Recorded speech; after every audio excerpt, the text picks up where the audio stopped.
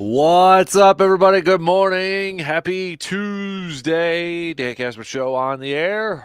Your radio dials 105.1 FM, 790 AM. Online, sportstalk1051.com. You got the Google and Alexa home devices, the stream at the website, the video stream up and rolling on YouTube, Twitter, and Facebook. How are you on this Valentine's Day of February 14th? Appreciate you making us a part of your start on this morning. What do we got on the good old game plan here for you? Well, got a good game tonight. Bucks Celtics in Milwaukee. Sounds like the Celtics are going to be a little short-handed due to some of their injuries. Giannis was also on the injury report, but he is listed as probable. But maybe the Bucks could take advantage of a potentially shorthanded Celtics group tonight in Milwaukee. So we will talk some hoops with this game coming up. This is just two more tonight and Thursday. Then we have the All-Star break. A little bit of an R&R. But don't expect to see Jay Crowder tonight or on Thursday. Sounds like the plan for him is going to be making his debut after the All-Star break for your Milwaukee Bucks. So, which, I mean, it's understandable, right? I mean, guy hasn't played all year long. I'm sure he's stayed in shape and such, but to actually kind of get back in the full swing of things, new team and all that sort of stuff. Bucks, just be maybe taking a little bit. I don't want to say slow, but easing it on in, right? But so don't expect to see him tonight. But Brown's already listed as out for the Celtics. Tatum's listed as doubtful with an illness. Marcus Smart already listed as doubtful. Malcolm Brogdon is listed as probable. So former Bucks player, at least what it looks like we're going to see him tonight. But yeah, I don't know. I'm excited for the game, even though it does take a little bit of a hit. Let's be real. It takes a little bit of a hit with no Tatum and Brown and such. You'd like to see the Bucks match up. They're their full squad intact, and the Celtics squad fully intact. You'd like to see them match up mano a mano, but pick up another W. That's the most important thing. Pick up that W. So, but that game tonight's tip-off, 6:30. Coverage is going to begin, about a half hour beforehand. Tip-off's probably going to be a couple minutes afterwards, too. So, but we got that. Also, if you're still inclined, if you're still in tuned with the Badger basketball team, they are also back in action tonight, taking on Michigan. Now, the Badgers are going to be at the Kohl Center here for the next couple games here. Can they take advantage of being at home and maybe racking some wins together, for crying out loud? Get in a little bit of a groove. Hopefully improve their chances of getting into the tournament here. Right now, sitting at 14-10 overall on the season. Michigan now 14-11 too. If we look at the latest bracketology, Joe Lenardi, it's been a few days since it's been updated from the mothership there. Got to imagine he's probably going to be doing another one here. But so last time he updated it was on the 10th, and still Wisconsin was one of the first four out. CBS, Jerry Palms. Let's see what Mr. Palm has on his. He's actually got Wisconsin as a last four in, and this one was updated more recently. This one was yesterday morning, so a little under 24 hours. But CBS Sports has Wisconsin last four in. So what does it mean for both those? They're on the bubble. They're on the line. They can't afford to have too many more losses on their resume. Get it done, Wisconsin, at home for crying out loud. Jeepers creepers, man. Get it done. Marquette, anybody wondering about Marquette? Their next game is going to be tomorrow, but that is a huge game, too. They're going to be going up against Xavier. So 11th ranked Marquette going up against 16th ranked Xavier. In fact, you look at the next couple of games here for Marquette. You want to talk about resume builders or even really solidifying their stance. I mean, they're going to make the tournament unless something really just weird happens. But they got 16th ranked Xavier, and then a week from today, so they get a little bit of a break. But at this point, it's 18th ranked. Great. So, chance to add a couple more wins against ranked opponents for the Marquette Golden Eagles as the college basketball season, regular season, starting to wind down right now. Wisconsin's got 6 more regular season games to go, I think, is what we said yesterday. So, if you're looking at the Big East Conference, Marquette is in first place by just a half a game over Xavier and Creighton, too. So, heck of an opportunity coming up here tomorrow night for the Marquette Golden Eagles. Maybe kind of, solidifying their stance at the top of the Big East. Big East, you kind of look at it, you got some, Big 12. I'm looking at Big East and Big 12 because they're on the page here. But you look at some of the depth of those conferences. Marquette, 11th ranked. Xavier, 16th. Creighton, 18th. Providence, 24th. UConn, 20. Big 12. You got 3 teams in the top 10, and then Kansas State's just on the outside. But Kansas is ranked 5th. Texas ranked 6th. Baylor ranked 9th. Kansas State 12th. Iowa State 19. TCU 22. It's good to be in the state of Texas for college basketball right now. And then you got Big 10.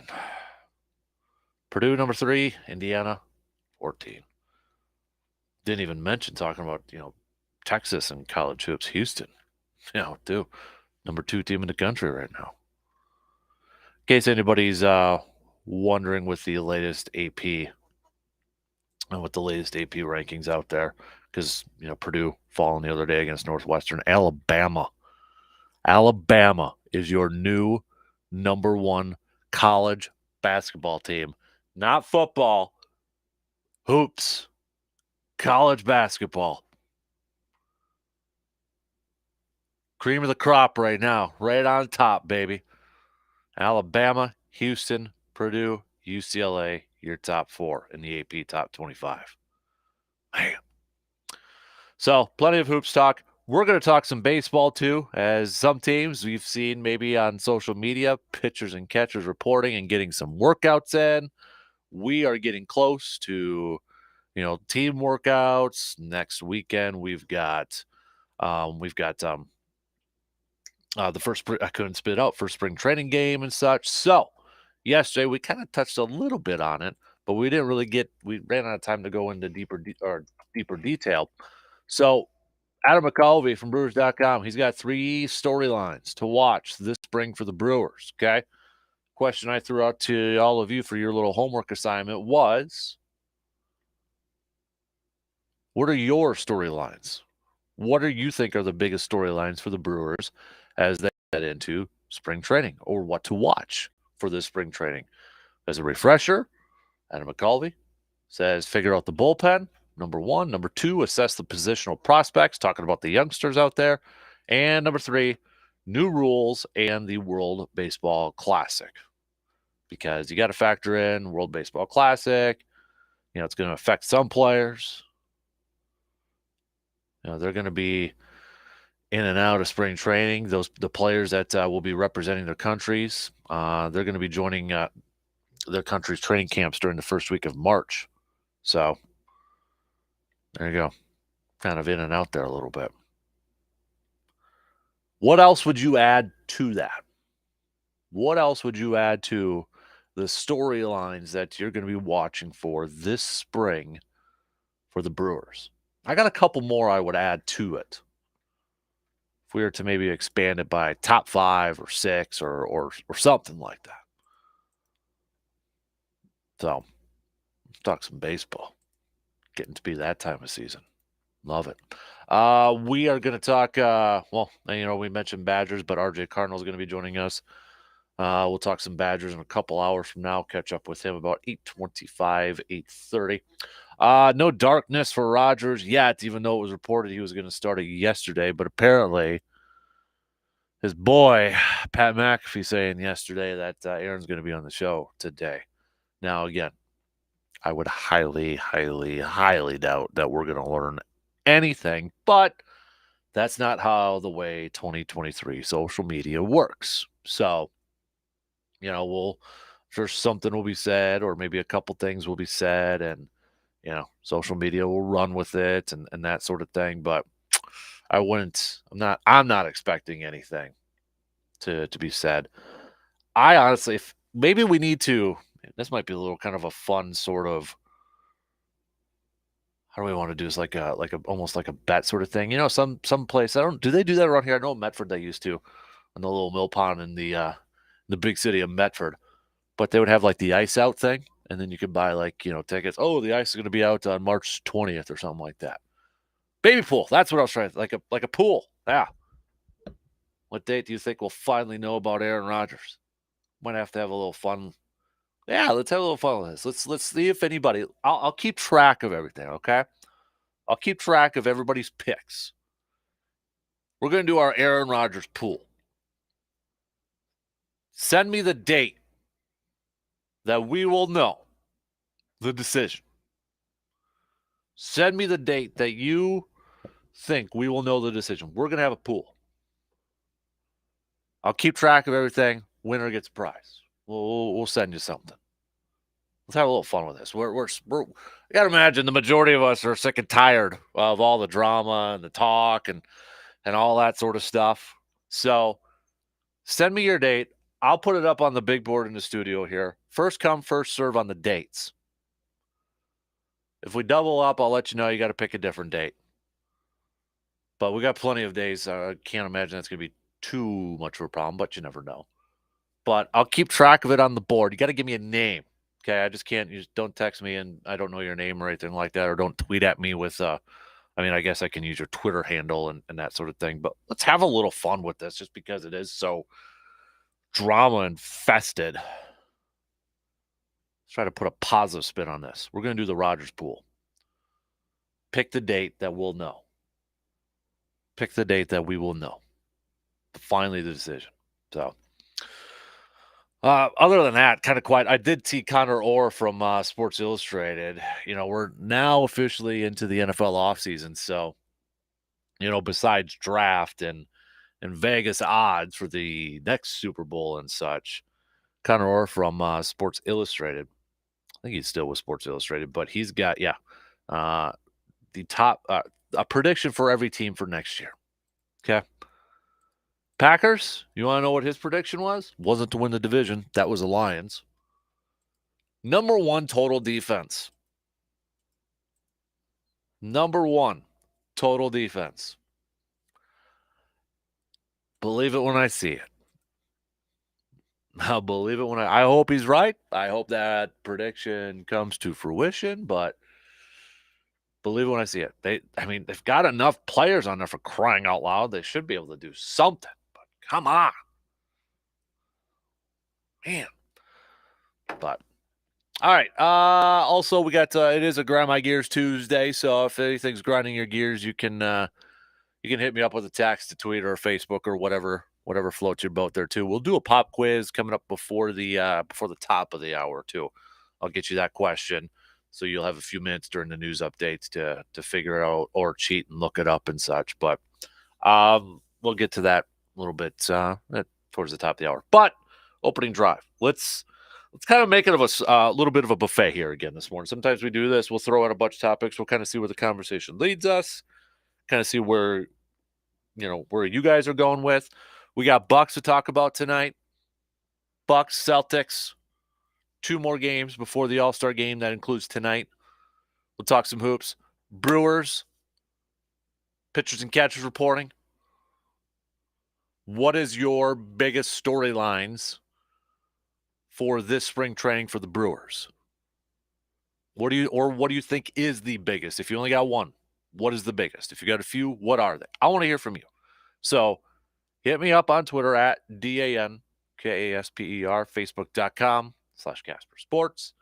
Comment on the video stream. Hit me up with a Shoe Doctor's bullpen line text. All right. Let's take that first break. And don't forget, send me your dates for the Aaron Rodgers baby pool. Return pool. We got to come up with a better name than that. All right. All right. We'll be back in just a couple minutes.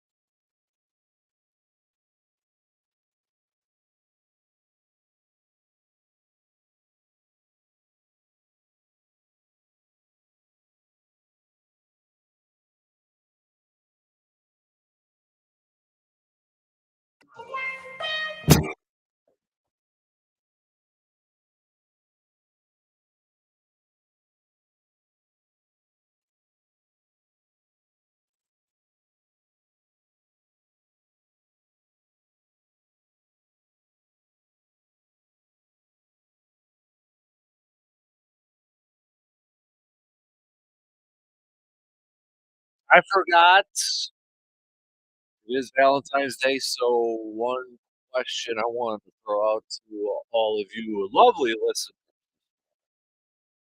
another kind of a fun thing out there, but I put it up on Facebook and Twitter last night. So with it being Valentine's Day, tell me a good sports love story like, and I like this from Big Worm, one of our listeners, Big Worm up there. Best sports movie couples or even best sports like movie love stories sort of thing. Because shout out to Tom from across the pond who said like Rudy and his, how he loves football. Um, his love for Notre Dame football, excuse me. I like that one. So have a little fun with that one too. Best sports movie couples or best like sports love story. Nate, obviously Jerry Maguire on there. Doug had Bull Durham. We'll go through a few other ones on there. I mean, come on, Rocky and Adrian is like top, right? Come on, let's be real. That's the easy one out there. But we got other ones. We've got more to get to here too. So, but that'll give you another kind of thing to think about and have a little fun here on this Tuesday morning. So we're not so serious all the time, right? All right, we've got some people already with their dates for the Rogers Pool. Thanks to Bloomer County, Living a Dream Jeff, Brand's mom, G Man, and such. Your names are now on the big board in the studio. All right, got some dates down there. I got it all the way through March 31st. So we're starting like today through March 31st. That's that's your time frame. Think we can all agree it'll be before April 1st. Think we can all agree with that, unless somebody's like, no, no, no, no, it's going to be well into April. Well, then tell me that day, and I'll put you up there. Okay, let's have a little fun with this. Rogers drama back and forth and such. All right, let's get things rolling here this morning on the opening drive. So, said we kind of do a little buffet of things, a little bit of a smorgasbord, if you will. Got Bucks taking on the Celtics tonight in a big time Eastern Conference game. Although it sounds like the Celtics will be a little bit shorthanded with their game already declared out as Brown, Smart, doubtful as Jason Tatum. Malcolm Brogdon is probable. You got Grant, who's questionable for the Celtics. So sure, seems like the Celtics are going to be playing pretty shorthanded tonight. Bucks, meanwhile, they've got Giannis listed as probable in this thing. So I don't know if that'll affect it, knowing that if the Celtics are going to be playing a little shorthanded, that some of their main guys are going to be out of that. Will the Bucks hold out Giannis, thinking, hey, we can take this game without him if the Celtics are going to be a little shorthanded, or maybe they look at it a little bit of an opposite approach and say, hey, Celtics are shorthanded. Let's make sure we do get that W tonight and close that gap between first and second in the Eastern Conference, since that's the team they're chasing right now. Got the All-Star break coming up, so you got some rest for a little bit there after Thursday's game against Chicago. Be interesting to see how it plays out for the Bucks tonight. But quite a few of you already chiming in with some of your Brewers storylines with pitchers and catchers reporting. Spring training game, first one next Saturday. We asked, what do you think is the biggest storylines heading into spring training or will be involved with Brewer spring training? Brandon's mom going with bullpen, third base, and big bat for the Brewers. G-Man going with Brewers health to kind of refresh it again. Adam McCulvey's three Brewers storylines to watch this spring. He had bullpen, assess the positional prospects, talking about, obviously the youngsters of Estelle Frelick and Garrett Mitchell and Bryce Terang, et cetera, et cetera. And then the new rules in the World Baseball Classic. By the way, it sounds like the runner on second base thing's staying. I saw that pop up on Twitter earlier this morning. But me, if I were to add something on there, I agree with the bullpen. I think they got to figure that out. I would also add who are going to be the fourth and fifth starters in that starting rotation. We know the top three, barring anything that's going to happen health wise. We know the top three: Corbin, Brandon, Freddie. And you've got Ashby, Lauer, Hauser, Wade Miley, kind of in a battle for that fourth and fifth spot in the starting rotation. Now, we went through it when it first came out, but Fangraphs is very, very, I shouldn't say very, very, but they're pretty high on what Aaron Ashby can do for the Brewers this year. Kind of maybe a little reminiscent of when Freddie Peralta won that final starting spot in the rotation, rewarded them with a fantastic year, an all-star year. It's kind of reminded me of that a little bit. Brewers, we know, are high on Ashby. Fangraphs are pretty high on Ashby this year. So I guess for me, another storyline that I would like, or that I'm going to follow, is that other group of starters. How is the rest of the starting rotation going to fill in? And with that, how good is Aaron Ashby really going to be this year? Is he going to be a bullpen guy? Is he going to be a starter? Is it going to be both? Kind of like what he's been the last year plus. Spot starts here and there, coming out of the bullpen there. And then, is Wade Miley going to be that final starter? Can the Brewers recapture what Wade Miley did for them, a couple years ago when he was last with the Brewers? What's the future of Eric Lauer and Adrian Hauser? Can one of those guys be a part of a trade? So the other storyline I would add is the back end of that starting rotation outside of Corbin, Brandon, and Freddie. If I'm just adding a little bit more, because I agree with Adams, his three on there. I agree with those. Especially with the youngsters on here too. I mean, to expand upon it a little bit, like our good buddy Brandon Burke has kind of mentioned too, if the Brewers do have a lot of playing time for these younger outfielders, these top outfielders, these prospects, could we see the Brewers, along with the banning of the shift? And I don't know if we'll necessarily see that a lot in spring training, and maybe we'll just to kind of work on it and that sort of thing. But will they be a little bit more small ball? Will they be more aggressive on the base pass? Will they try to take advantage of the speed that they have with those younger outfielders? Ball on the ground, get on base, run it out, steal some bases, be aggressive that way.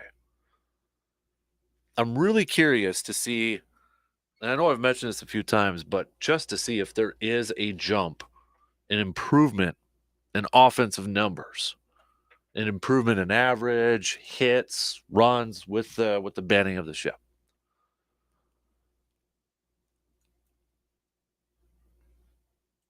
So that would be probably another storyline that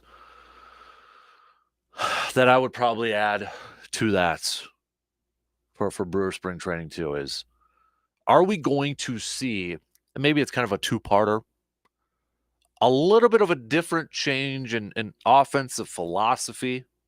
Like, are we going to see maybe a little bit more small ball? Are we going to see a team that's going to be aggressive on the base paths? Are we going to see an improvement in offensive numbers because of the banning of the shift? So I'm kind of combining a couple, I guess, in this, and the other storyline that Adams got on there with the rule changes and such. I'm combining it with like offensive philosophy and that sort of thing. So that would be the other storyline that I would add on there to follow in spring training. And then, it's going to be maybe some positions of uncertainty, like who are going to be the starters, the everyday starters at certain positions. We know, like Rowdy Tellez is going to be the everyday starting first baseman. We know Contreras is going to be the starting catcher. We know, Willie Adames going to be the starting shortstop? Is Luis Urias going to be the everyday starting second baseman? Is he still going to be over there at third base?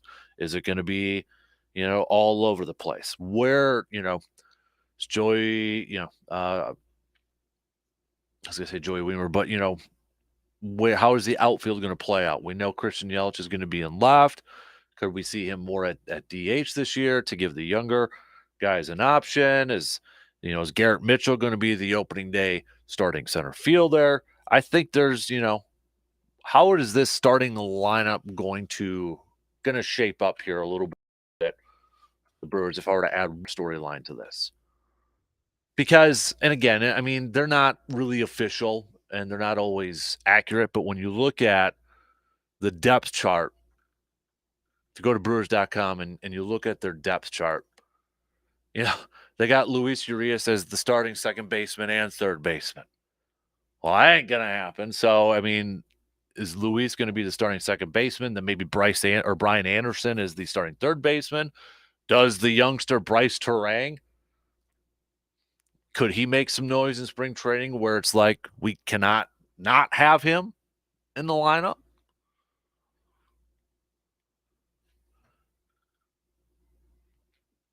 And then right field, is it Tyrone Taylor? Maybe it is a Brian Anderson. You got Jesse Winker on there. They've listed him as the top DH option, but could he maybe get more playing time in right field? Could that be a Joey Weimer type of option?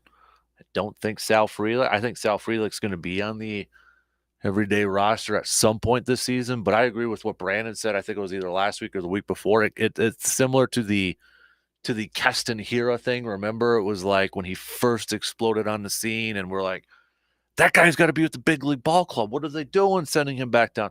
It was that whole strategery sort of thing, more years control based off time served and that sort of thing. So I absolutely can see that playing out with like a Sal Frelick too.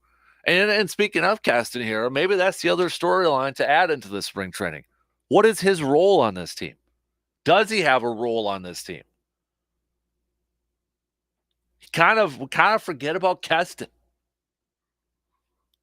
I mean, when he first came on, exploded, right? Struggled after that. Strikes out a lot. But he's listed as the third first baseman on the depth chart. He's not even listed on second base. They worked him out a little bit in the outfield last year. Not even listed on there. And right now, he's listed as the fourth option as DH. And DH, outside your top one, everybody behind that's kind of like, yeah, well, a bunch of people can fill that DH role. Days off and that sort of thing. But what's Keston's role on this team? Does he have a role on this team? Maybe he will be like that second DH option for this team because Jesse's a left-handed bat. Keston's a righty, lefty, righty, mix and match, depending on the pitchers. So, I don't know. What other ones would you put out there?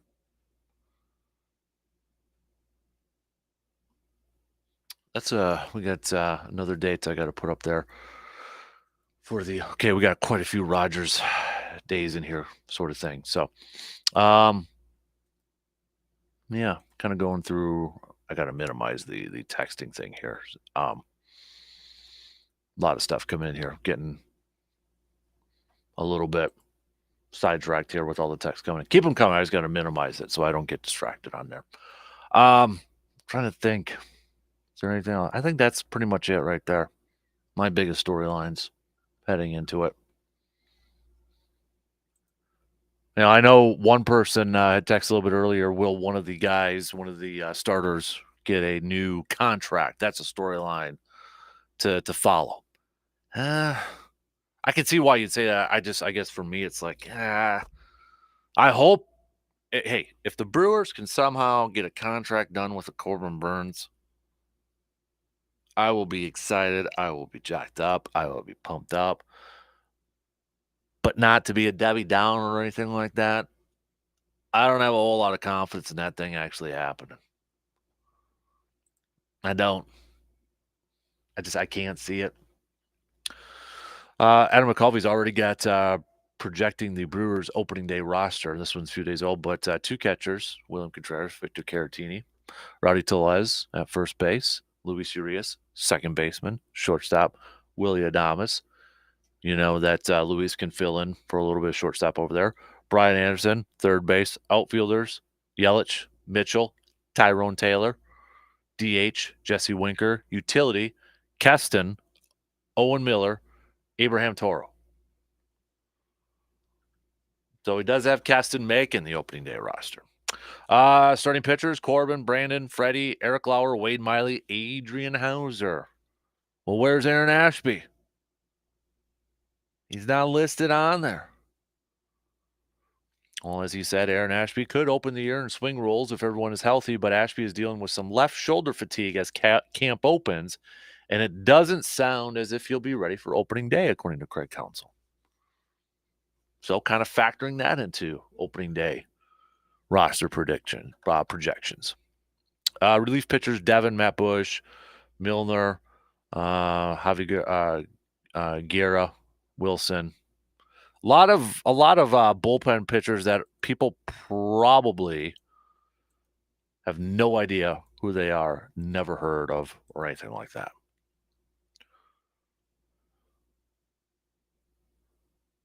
So, all right, we'll take a quick break. Kind of go over some of the other stuff here. Recapping a lot of these texts. I got to put some more dates on for this Rogers pool. Keep these dates coming, people. This is fun.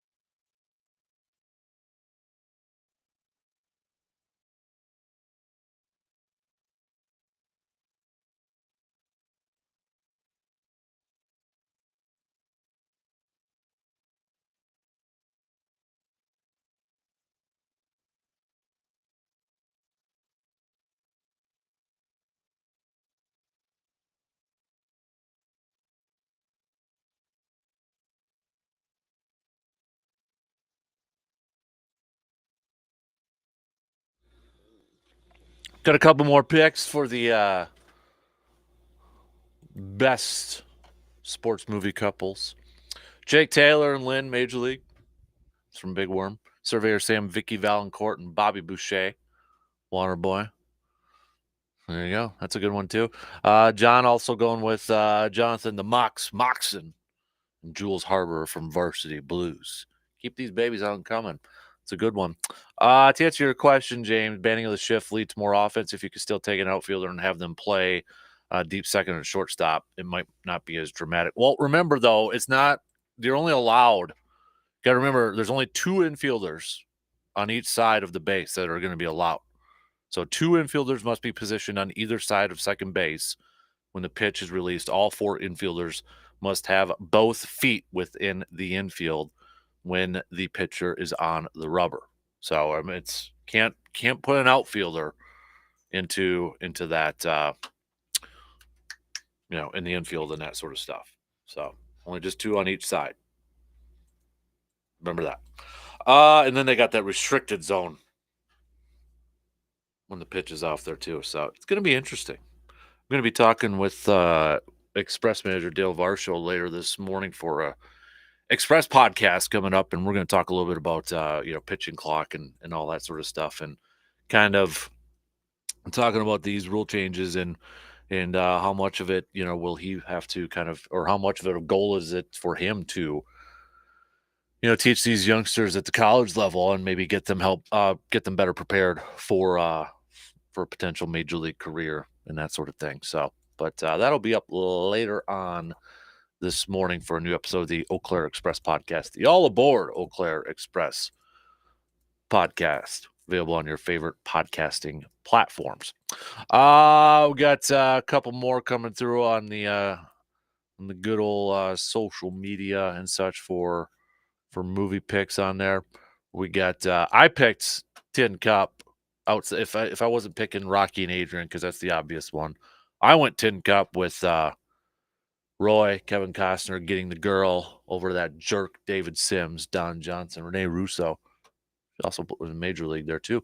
The father-daughter love, but Trouble with the Curve is another one on there.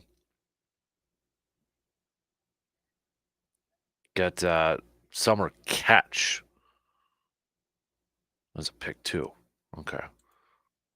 Going with a little teen heartthrobs pick on there. Okay, we'll get back to some more little bits later on here. But what are your storylines for this upcoming Brewers season? Spring training, excuse me. What are your upcoming storylines for the upcoming spring training season for the Brewers? A lot of you picking that bullpen one. Just kind of going through some of these and kind of adding them all up, but majority of you are going with some bullpen picks, the uncertainty there. A couple of you also mentioning the back end of that starting rotation. A lot of you mentioning how is the offense going to look? Will there be an improvement? Will there be a change in philosophy? Just kind of adding everything up there, but a lot of you picking the offense too. I would say, honestly, if we were to kind of do an informal poll here, it's probably offense leading number 1. Then it's bullpen number 2. The majority of picks out here. Oh, by the way, too, if you're picking the Rogers thing, you got to give me a name. A lot of you are texting dates. I don't know who you are. I don't know the names. So give me your dates. It's first come, first serve. We might have to double up on some of the dates. We'll see how everything goes here. But you got to tell me your name on there. Otherwise, I don't know who the heck you are. So forgot to mention that coming out of the break, because we got quite a few people who texted dates in. I don't know who you are. So, but no, back to the Brewers thing. I would say the clear majority is your biggest storyline is the offense, and then it's bullpen after that. And maybe some of you are kind of factoring in the offense with the rule changes of the banning of the shift and the pitch clock, because when we think of pitch clock, I think a lot of people assume it's going to affect the pitchers. But Craig Counsell, I thought, made a good point in winter meetings in December. He thinks it's going to affect hitters a little bit more.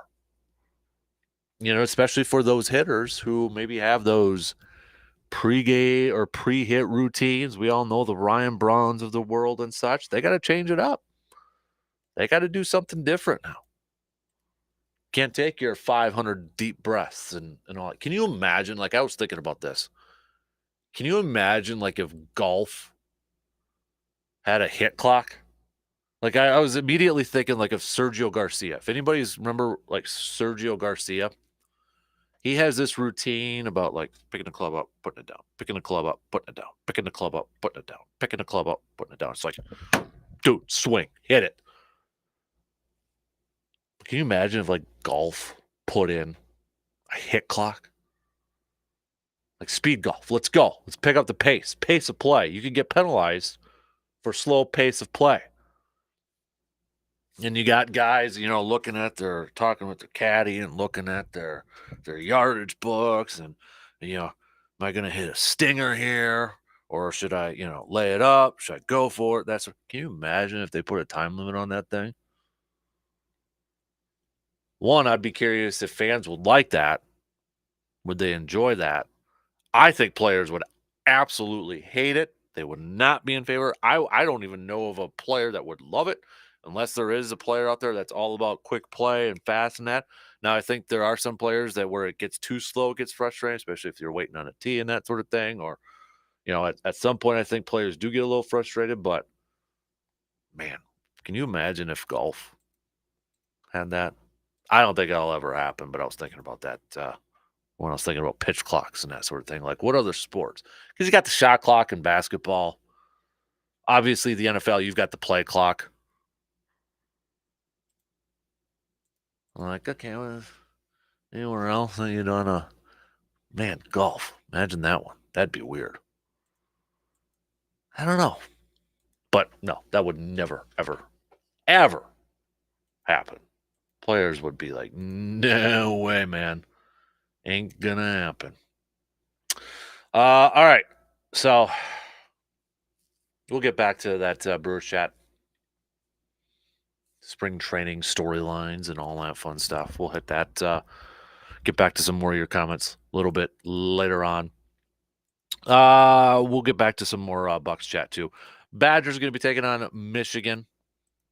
We're going to hit up RJ Cardinal coming up at 8:25 to get what the talks is like down in Madison.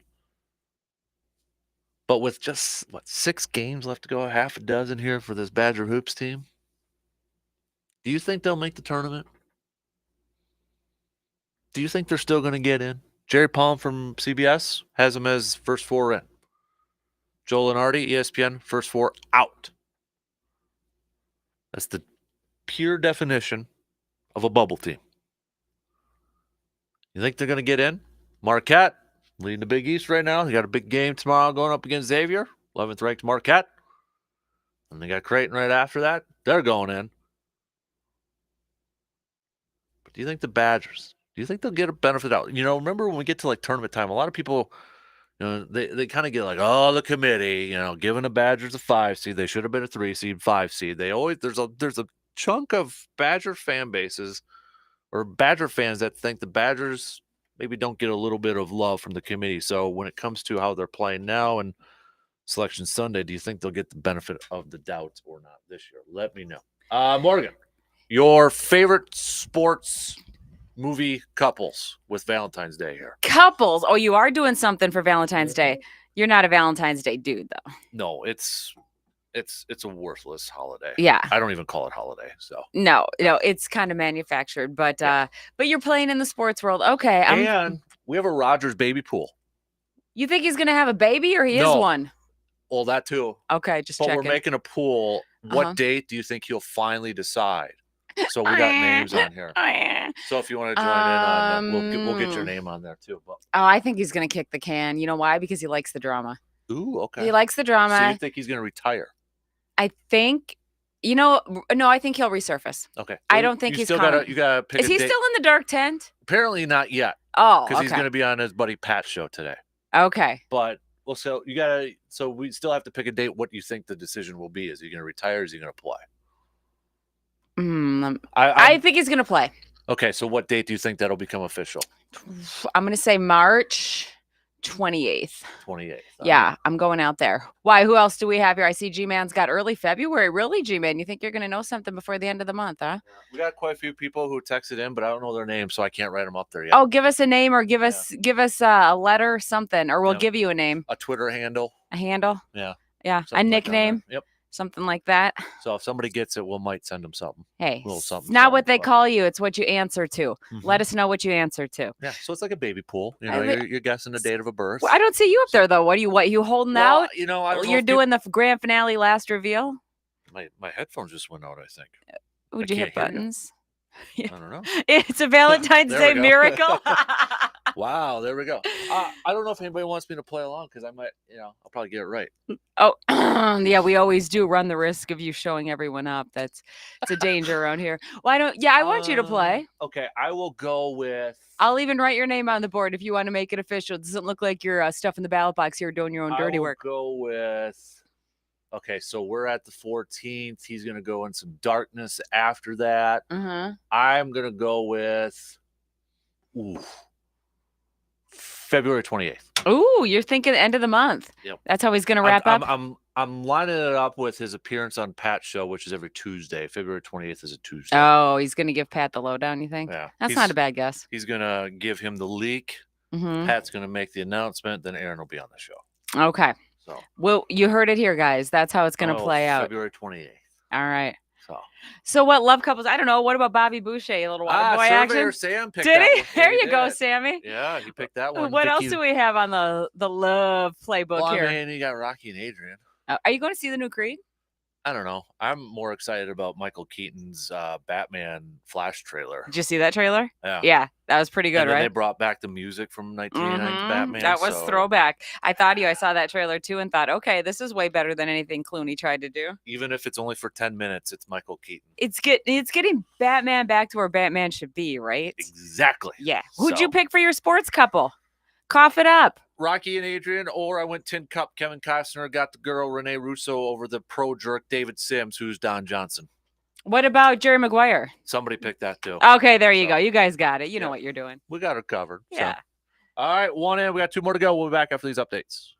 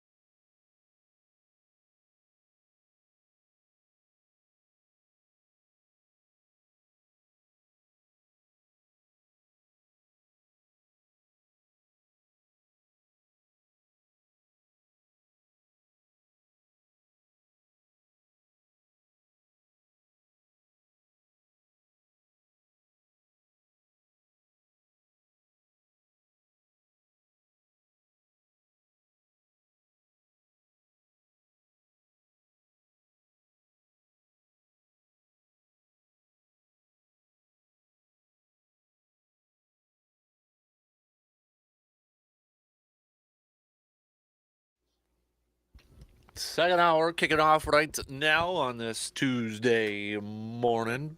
Got a lot of names coming through here now for our Rogers pool. We're going to have to double up, but we're going to put a max of like 2 or 3 per day because we already got some double ups on here. So if you get a text back or a tweet back or a Facebook back saying you got to pick different days because we just got too many names on there. So we're not at that point yet, but we do have a couple days that are doubled up here. So, but if you want to get involved on our little Rogers pool here, the date that he's finally going to make a decision on whether he's going to play or whether he's going to retire, or let's just call it the day of knowing like what the plan is or something like that. So you can send those babies on over if you want to play along with us.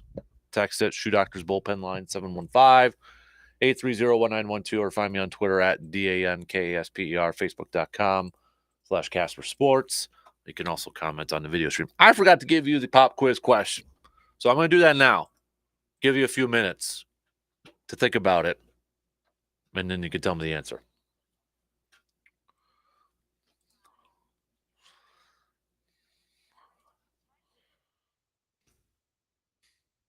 So with the Daytona 500 coming up, and we're going to get to some sports nuggets of the day here presented by Yancey Associates, but it happened on this day in history. I'm not going to give you too much because I don't want you to look, give any hits, but with Daytona 500 coming up, who is the oldest driver to win the Daytona 500? For any race car drivers out there or race car NASCAR fans out there, who is the oldest driver to win the Daytona 500?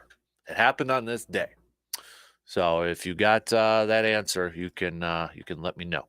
So, all right, Corey, you're gonna have to pick up a different date. We already got like 3 people on that day. So sorry, Corey, you're gonna have to pick a different day if you wanna participate in this one. Just got that text coming through here. Let's do some sports nuggets of the day brought to you by Yancey Associates. 1934, the NHL held its first All-Star game as a benefit for injured NHL star Ace Bailey. Toronto played against a team of All-Stars from the 7 other teams in the league. We got 1966. Rick Mount became the first high school male athlete to be pictured on the cover of Sports Illustrated. Also in 1966, Wilt Chamberlain set an NBA record when he reached a career-high 20,884 points after 7 NBA seasons. Another big day in 1966, CBS bought the rights to the NFL's 1966 and 67 championship game for $2 million per game. We got Mario Lemieux in 1990 ended his 46-game scoring streak. The streak was the second longest in NHL history. Remember this? 2002, Greco-Roman wrestler Rulon Gardner was stranded 17 hours outside in temperatures that reached 25 degrees below zero. When he was found, his body temperature was 88 and his feet were frozen. On March 28th, he had the middle 2 toes on his right foot amputated due to frostbite. I think that's about it. Yeah. Oh, 2004, Sean Burke of the Philadelphia Flyers got his 300th career win. Burke was the 20th goalie to reach that milestone. Those are just some of your quick sports nuggets for this morning, brought to you by Yancey Associates. So, got some more dates coming. Remember, I need your names too. So we got more dates flying on in here. So I need some names attached to it if you are sending in some of those dates. All right, for the Rogers pool that we're having. Day that we'll know. Will we know today? Anybody going to pick Valentine's Day? Huh? He's going to be on Pat's show. Maybe he can do a little thing like passing the baton off to love on this Valentine's. Okay, I'm trying here. All right, I'm trying to come up with some narratives and that fun stuff. We got a couple more picks in terms of the best sports movie couples on this Valentine's Day. We got a couple of Rocky and Adrian ones coming at you. A couple more Jerry Maguires also on there. We've got what else do we got on here? We've got Major League, Major League 2, Ricky Vaughn and that teacher girl. All right. Yeah. We had a couple from Major League 1 with Jake Taylor, but we got one here for Major League 2 with Ricky Vaughn and that teacher girl. All right. I remember that now. Mm-hmm. And kind of weird. Some of these sports movies always have a love story attached to it too. Nobody picked For Love of the Game with Kevin Costner. I mean, come on, that's a sappy love story, isn't it? On there, For Love of the Game. All right, keep those coming. Got some fun ones over here. And I kind of had said it doesn't necessarily have to be a couple if you don't want to do that, but you could do like Tom from across the pond picked Rudy and his love for Notre Dame. Something like that. If you want to go a little bit with that route, you can do that too. Okay, so this is kind of fun. Just kind of switching it up here a little bit, having a little fun, little barroom banter there, if you will. All right, so Bucks taking on the Celtics tonight. We know the Celtics. It sure looks like they're going to be playing a little shorthanded tonight. With that being said, now Giannis is listed as probable. Giannis is listed as probable. So with the Celtics playing shorthanded, you've got the All-Star break coming up. You got tonight's game. You got the Bulls. Some people have been kind of thrown out there. Do you just sit Giannis? Now, if you're going to the game, you're like, oh, hell no. This is in Milwaukee. No. Heck no. Do you sit Giannis? Maybe I'm old school, but if the guy could play, let the guy play. You know, I go with the Jordan mindset. Again, maybe I'm old school in this thing, but I love the mindset that like Jordan, I think Kobe had a similar mindset too. But, there's that quote or there's that story that I think it was in The Last Dance or something like that, but it's been in other spots too that, Jordan kind of knew that, you know what?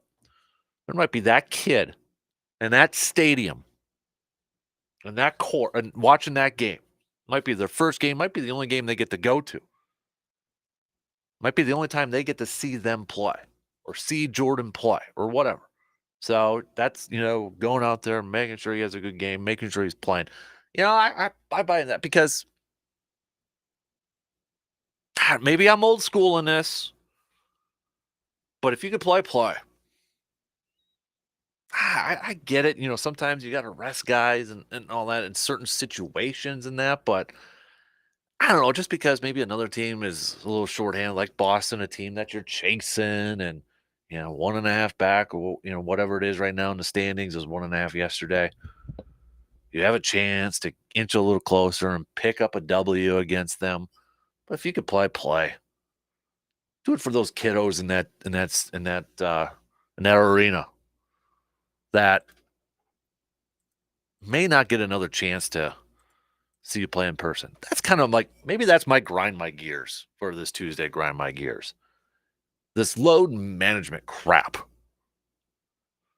that we see go on now, and maybe again, maybe I'm just flat out old school in this thing, and whatever have you. But that's the thing that, and I understand where people get a little bit nervous of going, making a trip down to catch a Bucks game.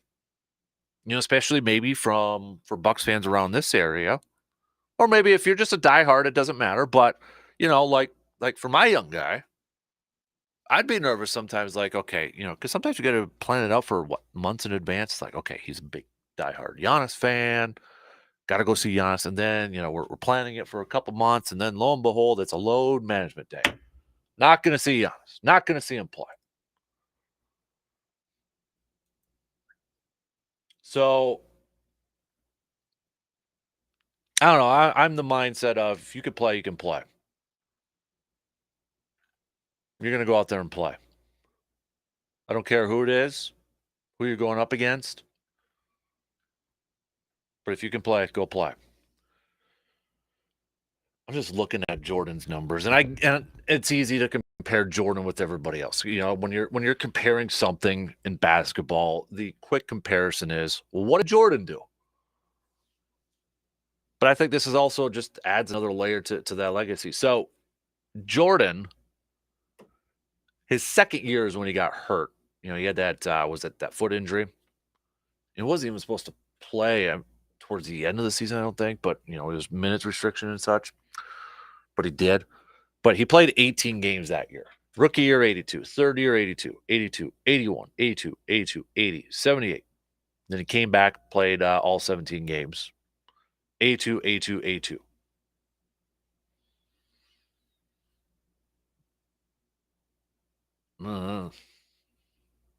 Old school. But, there's I don't know. I was reading some of that stuff last night about more load management stuff and players sitting out because of that, and I'm just like, golly, I hate that. Again, maybe I'm just too old school in that thing, in that mindset. I don't know. But I think I don't care if Tatum's not playing and Brown's not playing tonight. If Giannis can go out there and play. And I'm picking the Bucks to win tonight. We're doing a little picks here. I'm picking the Bucks to win. If you're looking at the ESPN matchup predictor for this game, now I don't know if it's been updated since the announcement of Tatum probably being doubtful and Brown already being labeled as out. But right now in that matchup predictor, it's got Milwaukee as the favorite, 58.4%. The line right now is actually Milwaukee at 9.5. That spread is at 9.5. That I feel like is they know that's been updated since the Tatum and the Brown news out there. But yeah, I mean, I wish Boston was playing full on, full. What do I want to say? Full strength. That's what I was trying to say. I wish Boston was full strength tonight. I want to see Milwaukee full strength. I want to see these two teams kind of battle it out and use it as like a measuring stick here. Now, I mean, you can't make any moves, like, oh, so we're a little shorthanded in this area. We gotta trade for that. Can't do that anymore. Now you got the buyout market. You can do something there, but I like this. We got Boston one more time coming up at the end of March 30th. So it's another measuring stick there right before the postseason begins. But yeah, the competitive side, I want to see both these teams full strength going at it. But it is what it is. So I'm still picking the Bucks tonight to win their 11th straight game in a row and improve to 40-17, picking up their 40th win on the season. They're just so good at home too. 23-5. Bucks are 23-5 this year. Okay, we do finally have a for love of the game pick. Tyler, you got to pick a different day. We've already got a boatload of people picking that day. Everybody's picking February 21st for the Rodgers thing. They're picking a week from today. So got to pick a different day. Everybody's got that one. We're loaded up on that one. Bull Durham. That's another pick there for Bull Durham. We got a fever pitch one. Richie going with a little rom-com there. So if you want to be involved in that Rodgers poll, we're shutting down February 21st. That day is full up. All right, that day is full up. We've got too many people picking that one. So that one's got to pick a different one. Don't forget to give me your names too, so I can put them up on the marker board. All right. Everybody's going with a week from today, though. That's the popular pick. Thinking he's going to go into darkness after his little Pat McAfee appearance today. Go into darkness. So let's say he starts at the 15th, the 16th, the 17th, the 18th, and then 4 days of that. Then coming up after that, he's got a couple on there. All right. So interesting. Morgan by far has the latest one. She went March 28th. I think it'll be well before that. All right, Surveyor, you've got the 22nd. Are you doing the 22nd, Surveyor, because the 21st is closed? Is that what you're riding with there? Everybody's going in the month of February. All right, keep them coming. Okay, keep them coming. We'll talk some more football. We'll take a quick break. Joe DeGuano's up after these few messages.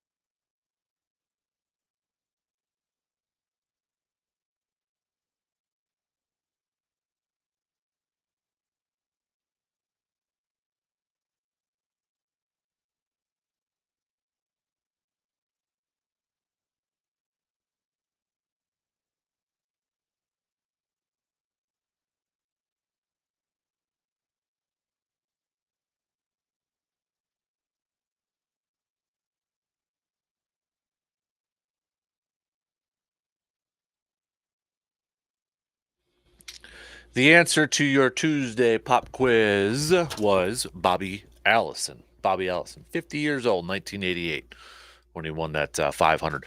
Jeremy, you got to pick a different date. Your date is closed up. That one's all full. So, anybody who's getting in on the pool here, you've got these dates are closed: February 21st, February 27th, February 28th. So the 21st, 27th, and the 28th, the Aaron Rodgers pool, those days are all closed. So Jeremy, you got to pick a different date, text it to me, and I'll put you up on the big board here.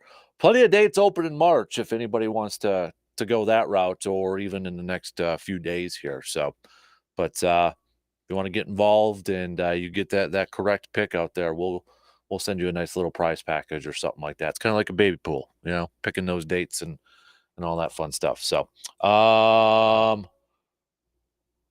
well, okay, Steve, who just texted, Steve, you're good with your first pick, so you don't need to make another pick over there. So you're good with the 27th over there. 21st, Steve, I got you on there. You were the last one for the 27th. So just Jeremy's got to make his new pick over there. So, all right. Plus, there is no 29th anyways. It's not a leap year. Let's ask Joe. Joe, if you want, do you want to get involved on the Rodgers pool the day that he finally makes a decision? February 21st, 27th, and 28th are all closed. What are you going with? Well, it's gonna be a Tuesday, so it's gonna be a Tuesday in February because it's not gonna last till March. So whoever picked the Tuesdays, they're smart people. All right. So you want to do you want to pick today? Today's a Tuesday, and it's Valentine's Day. And he's going to be on, so. No. He has not entered the realm of darkness yet. And Ian Rappaport had it reported that he was going to be entering this week. And obviously with his appearance, or at least reported appearance today on the Pat McAfee Show, he has not entered the darkness. So, again, those that pick the 21st or 28th, I tip my hat to you, because I think it's going to be a Tuesday, and it's going to be a Tuesday morning early so that it can be discussed on the Pat McAfee Show. So I don't think it's going to go too long, and I don't think it's going to be as acrimonious as the Brett Favre decision. I think both sides, and again, Ian Rappaport reported this on Sunday, both sides want to keep this as friendly and collegial as possible, because they don't want a PR mess on their hands like they had with Favre. So it's going to come soon. It's going to come in February. It's going to be on a Tuesday. All right. We got to add the 26th as a close day. A lot of people picking. Remember, don't forget, give me your names too, so I can add it up to the big board over there.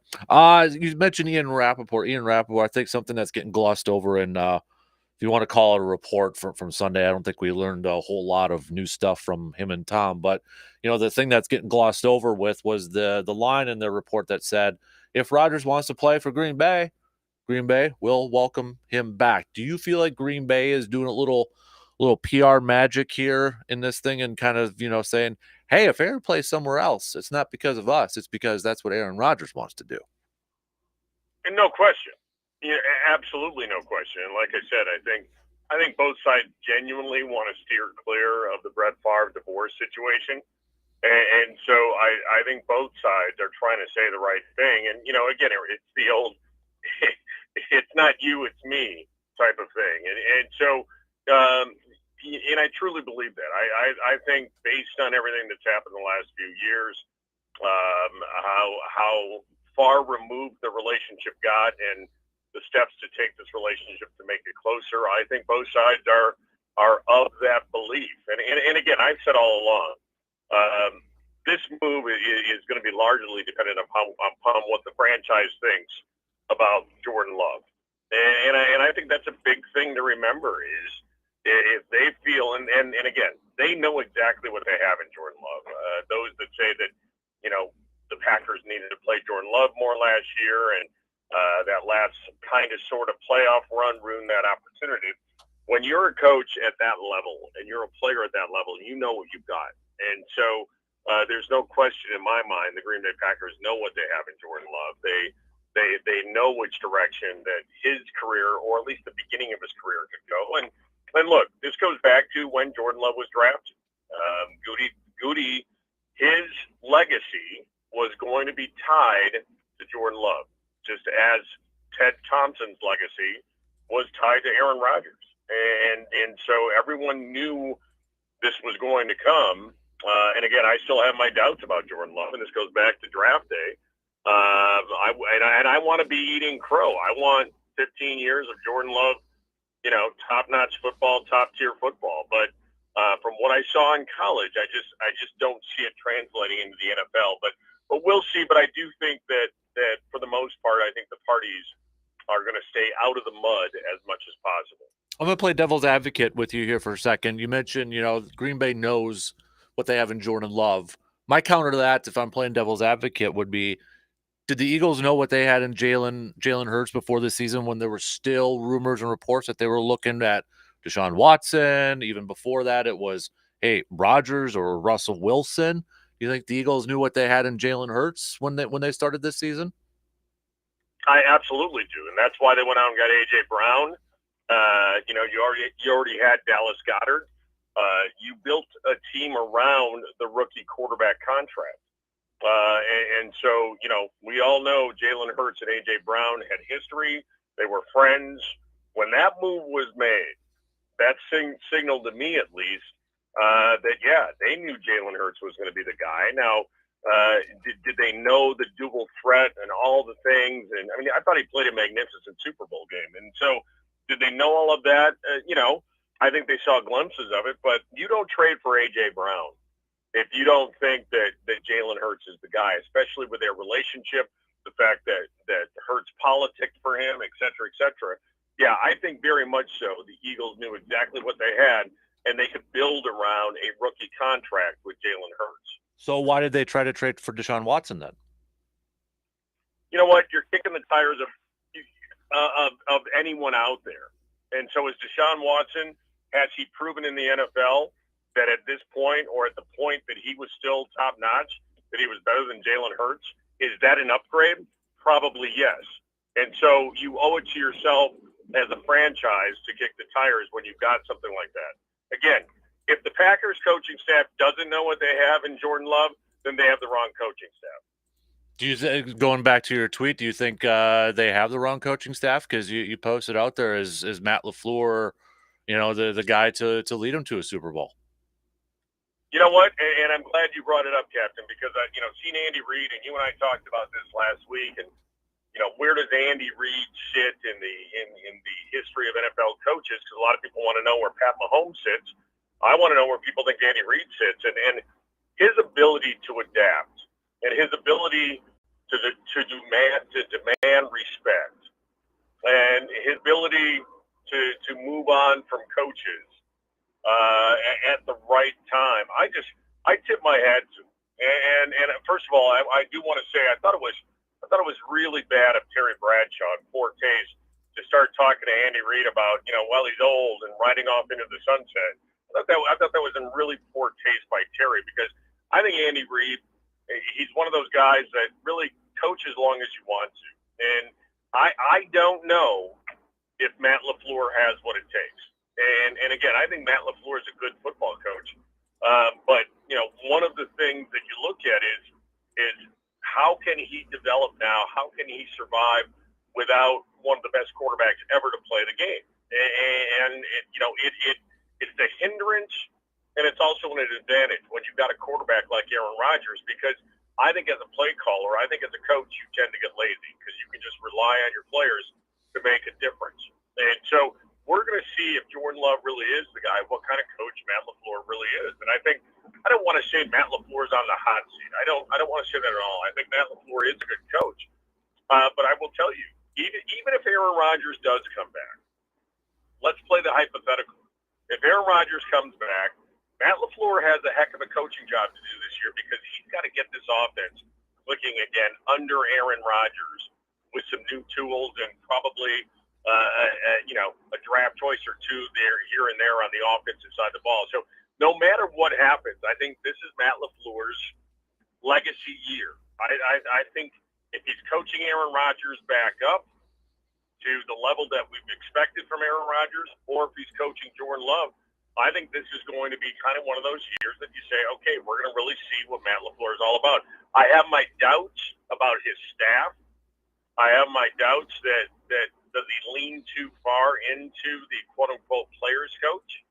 And it just seems to me that, and I'll use the term, this coaching staff might be a little softer than I think what's needed to win the tough games, the hard games, the big games in the NFL. So it remains to be seen. But watching that game, Captain, I will tell you, a huge amount of respect for Andy Reid. Yeah. And to be down where they were at halftime, and for him to bring that team out and just rally the troops, I thought was a heck of a job. You know, some of those plays, and you know, whether you want to call them trick ones or whatever, I think they're more scheme plays. Got me wondering, do you even think Aaron Rodgers could play in an Andy Reid offense, or is he too much of an ego to do it his own way? That's a great question because I think I agree with you. I think it's scheme. I don't think it's the trickery. Yeah, is there some fun in that Chiefs offense? Of course there is. But I think the fun is for a point, not necessarily just for the sake of fun. And so I think Aaron Rodgers early in his career could have played in any offense. I think when you look back at that 2010 run and McCarthy talked about it and Rodgers talked about it, that he kind of gave Aaron the keys to the car at that point. And you go back to that Atlanta game, that Atlanta playoff game. Truly, I think one of the best quarterback performances of all time, playoffs, regular season, whatever the case may be. So I think Aaron Rodgers, I think he could have been part of an RPO offense. I think he could have been part of any offense back in the day. I think right now, Aaron Rodgers is in a little bit of a rut. And when I say that, we haven't seen the real Matt LaFleur offense come out like we thought we would. We talked about the scheme getting guys open and those types of things. And so we haven't really seen that. And so I would argue that I think Aaron Rodgers is going to have a tough time transitioning to any kind of an offense that doesn't have the staples of the West Coast. So could he play in an Andy Reid offense at one point of his career? Absolutely. At this point, does he want to start over? That's going to be interesting to see. And the other thing, real quick, Captain, with Aaron Rodgers is, does he really want to go to the AFC? Because that conference is absolutely loaded with top-tier quarterbacks. And right now, the NFC, with no Tom Brady, it's a watered-down conference. And so the best opportunity, I still think, for Aaron Rodgers is to remain in Green Bay. But again, I also think that it is time, and I think that the Packers and Aaron Rodgers move on from each other. But great question as far as Rodgers in that Chiefs offense. I'm reminded of a report. This was from Tom Pelissero, who was covering the Packers at that time from the Press Gazette, but it was that NFC Championship game against the Giants, and he had reported that he had heard people kind of talking about that at halftime. Mike McCarthy was frustrated with Favre, and even was the quoted line was saying, if he wasn't Brett Favre, I'd bench his what. Do you feel like Green Bay is in that spot, or maybe Matt LaFleur's in that spot with Rodgers right now?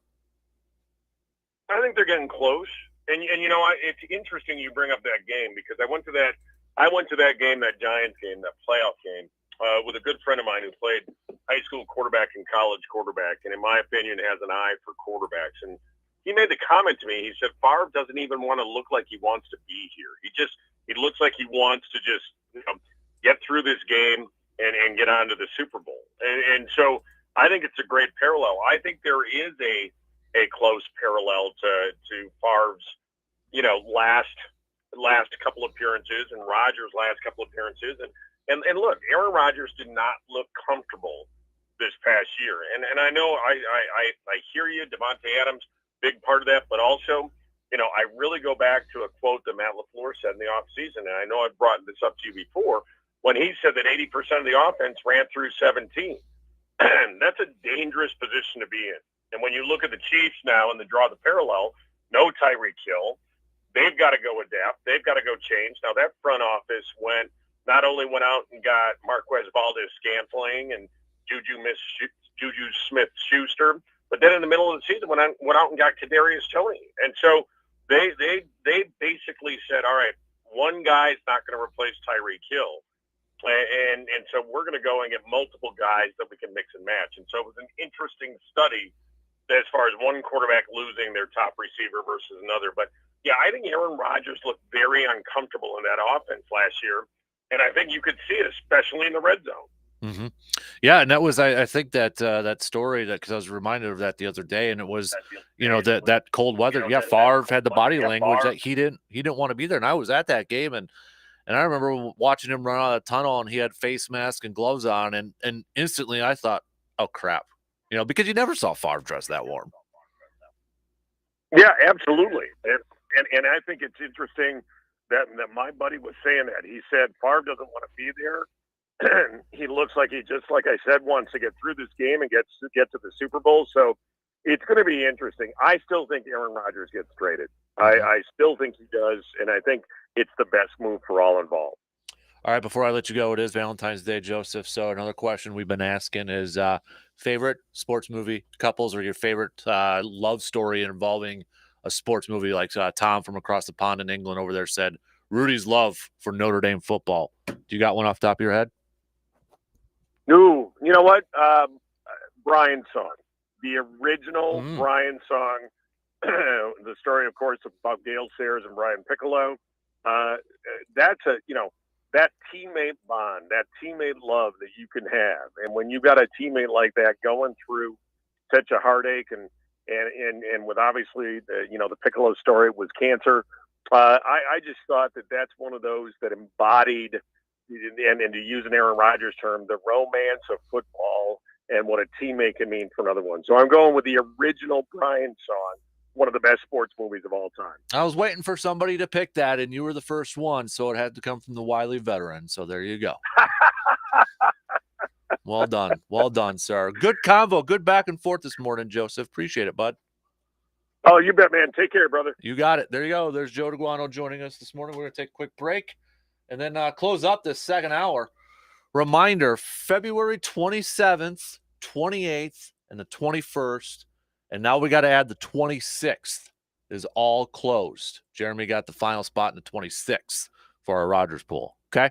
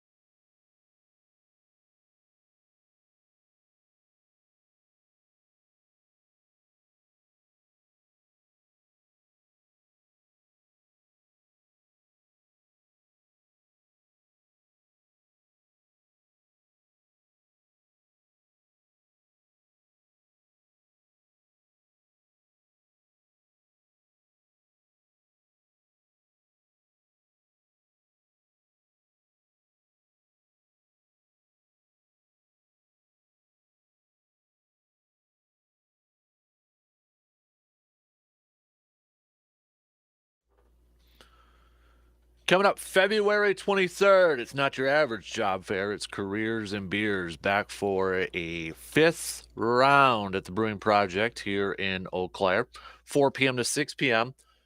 Just head to Around the 715. That's the number, 715. You don't have to spell it all out. Okay. AroundThe715.com for more details on the 5th round of Careers and Beers coming at you February 23rd, the Brewing Project, 4 p.m. to 6 p.m. Shout out to Kevin on Facebook. Good pull. Squints and Wendy Peppercorn from Sandlot. Fantastic pull.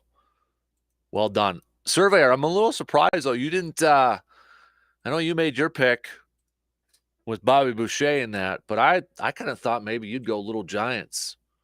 Coach O'Shea, getting the girl at the end there. I thought maybe you'd go that route there a little bit. Nobody picked that one either. I'm a little disappointed in Surveyor. A little disappointed in you, and you didn't come up with that one. So, all right, we got a busy 8:00 hour coming up here. We're gonna kick it off, catching up with Coach Casey from the Chip with Steel. So we'll catch up with him, and then we'll have another Chip with Steel podcast episode up later on today. And then we've got RJ Cardinal, Badger analyst from the Zone in Madison. What's the talk like now this week in Madison as the Badgers get set to take on Michigan tonight, Badger Hoops team? Where's the guard-o-meter at for Badger fans right now? Is it anywhere? Where do you think it's at? Where are you at on the guard-o-meter? Obviously talking about, maybe your level of frustration with this Badger basketball team or the program and such. If you want to chime in on that, you can let us know where you're at on that meter. And maybe the expectations have gone a little bit higher because of what Chris McIntosh did with the football program. I think that's probably the case for a lot of people. It's like, all right, that dude called his shot, made some changes, went about it with a little bit of a different route. Let's hold the other programs to a higher level, just like they did with football. Maybe that's I feel like that's where some fans are kind of going at right now. Is that necessarily wrong? I don't think so. So, but we'll catch up with RJ coming up at 8:25, 8:30, shortly after we catch up with the Steel over there. Going back to our Brewers topic in the first hour there, we asked, what do you think are the big storylines for spring training? Pitchers and catchers reporting right now. You got the first spring training game on the 25th. What do you think are the biggest storylines? If I'm kind of just adding, we have a lot of people chiming in today, so I'm kind of going through a lot of these texts here and tweets and Facebook stuff. But majority going with a bat. How's the offense going to look? A few of you have mentioned Christian Yelich by name. And then I would say the second is still bullpen is your biggest question mark. If we did third, it's probably the back end of the starting rotation. Again, we all know it's going to be Corbin, it's going to be Brandon, it's going to be Freddie, but maybe a little bit of an unknown in that fourth and fifth spot. You got Lauer, you got Ashby, you got Wade Miley, you got Adrian Hauser. I think the Brewers, I know we went through the roster projection or prediction for opening day from Adam McCulvey, and he had all six of those. He actually had no Ashby on there because it'd be seven. He kind of went with, he thinks maybe starts the season off on the injured list, which that could definitely be a factor on there. But when he does come back, is he going to be a starter? Is he going to be a bullpen? I think he'll probably start off coming in the bullpen. But, I think that shoulder thing, I don't know how that's going to play out, what his role is going to be for the team this year. Go back to Fangraphs again. They have high expectations for Aaron Ashby this year, making that jump. But if he's already derailed with a shoulder injury, man. But there's quite a few storylines. What are yours? You can let us know. If you haven't made a pick yet for the Aaron Rodgers pool, I got a tweet from a Josh. Josh, you're gonna have to pick a different date because that 27th, that's a closed date there. But we're doing like a Rogers pool, kind of like a baby pool sort of thing, but like picking a date that is finally gonna, we're finally gonna know what's the plan here for Aaron. Again, reminder: the dates that are closed: 21st, 26th, 27th, 28th. So a lot of you running right now with the end of February here. You know what? I might just have to open it up. So not a lot of people running with the March date here. So you know what? If you want to go back to your first pick, if you're still listening, I might just have to open this up. If you want to go back to your first pick, I'll allow this because I'm in a good mood today. So if I told you had to come up with a different date, if you want to go back to your first one, let me know. All right. So like Corey. I know Corey just off the top of my head. Your first pick was the 21st. If you want to go back to that, let me know. All right. I'm going to open it up. Surveyor, you want to go to the 21st too? Let me know. If you guys want to go back to your first pick, I'll do it. I think we need to open it up. Trying to put a max on this thing. I'm seeing a trend here. Everybody's looking around the same date frame. So you wanna go back to your first pick. If I told you had to switch it up, let me know that you want to go back to your first one, and I'll switch it up. Okay? I'm in a good mood today. So let me know by text or hit me up on Twitter. Okay? Facebook, whatever. I'm in a good mood today. So because I'm sensing that trend. Everybody's looking at that final week in February right now in the Rogers baby pool. But it's not baby. You guys know what I mean. So, we ain't going to find out anything today. But something, I'm sure something will be said during his appearance with Pat that, people are going to run with. They're going to run with this quote. I'm sure there'll be a line in there. I'm sure there'll be a quote that'll be trending on Twitter later on this afternoon and thrown out there. And, all the insiders and all the networks are going to be like retweeting it, using it as a story and all that fun stuff. So we'll see. Okay, but get me those picks on over. All right, we got a March 7th one on there. All right, so we got a couple for March 7th on there. But again, if I told you to switch a different date and you want to go back to your first one, let me know, and I'll edit everything out there. We're just going to open this thing up. No maxes, okay? No maxies. All right, we only got a couple minutes to the top here, so we'll get back to some more hoops talk too. Bucks taking on the Celtics tonight. We talked about that quite a bit. Celtics going to be playing shorthanded, it looks like. Bucks, Giannis is listed as probable, but big home game against the Celtics tonight. Bucks trying to catch up to the Celtics. Celtics holding on to that 1.5 game lead in the Eastern Conference. There's 2 games to go before the All-Star break. Coming up this weekend already, baby. Got Boston tonight at home, and then a quick trip south to Chicago on Thursday. And then it's just kind of a race to the finish, really, because you only got 3 more games after the All-Star break in the month of February, full month of March, and just, the first week or so in April, and then boom, postseason already. Jay Crowder's not going to be playing. Sounds like we won't see his debut in a Bucks uniform until after the All-Star break. He did practice with the team yesterday, but don't expect to see him before the All-Star break as he's kind of working his way back in. I mean, he's healthy by all accounts. Got to imagine he stayed in shape even though he didn't play at all this year, but maybe just kind of getting into that basketball shape and understanding the chemistry, team, and all that fun stuff. So, but don't expect to see him. I thought maybe we'd see him get maybe a few minutes in before the All-Star break, but doesn't sound like we'll get that. I get it, though. I understand it. Get him ready for the stretch run here. I think that will be a nice little advantage when it gets to the postseason, too. You got a defender who's that's his forte, playing defense, being an aggressive defender. Fresh. He's going to be fresh heading into this thing. Getting in the postseason. Fresh legs there. Maybe I'm setting the bar a little too high on that. Who knows? But we'll get back to some more hoops talk there, too, with the with the Bucks game taking on the Celtics tonight. That game's at 6:30, 8 p.m. You've got Wisconsin, Michigan. That Wisconsin, Michigan game, if you are so inclined to watch it, will be on ESPN The Dose, ESPN2. So, and then you obviously can listen to the Bucks game right here.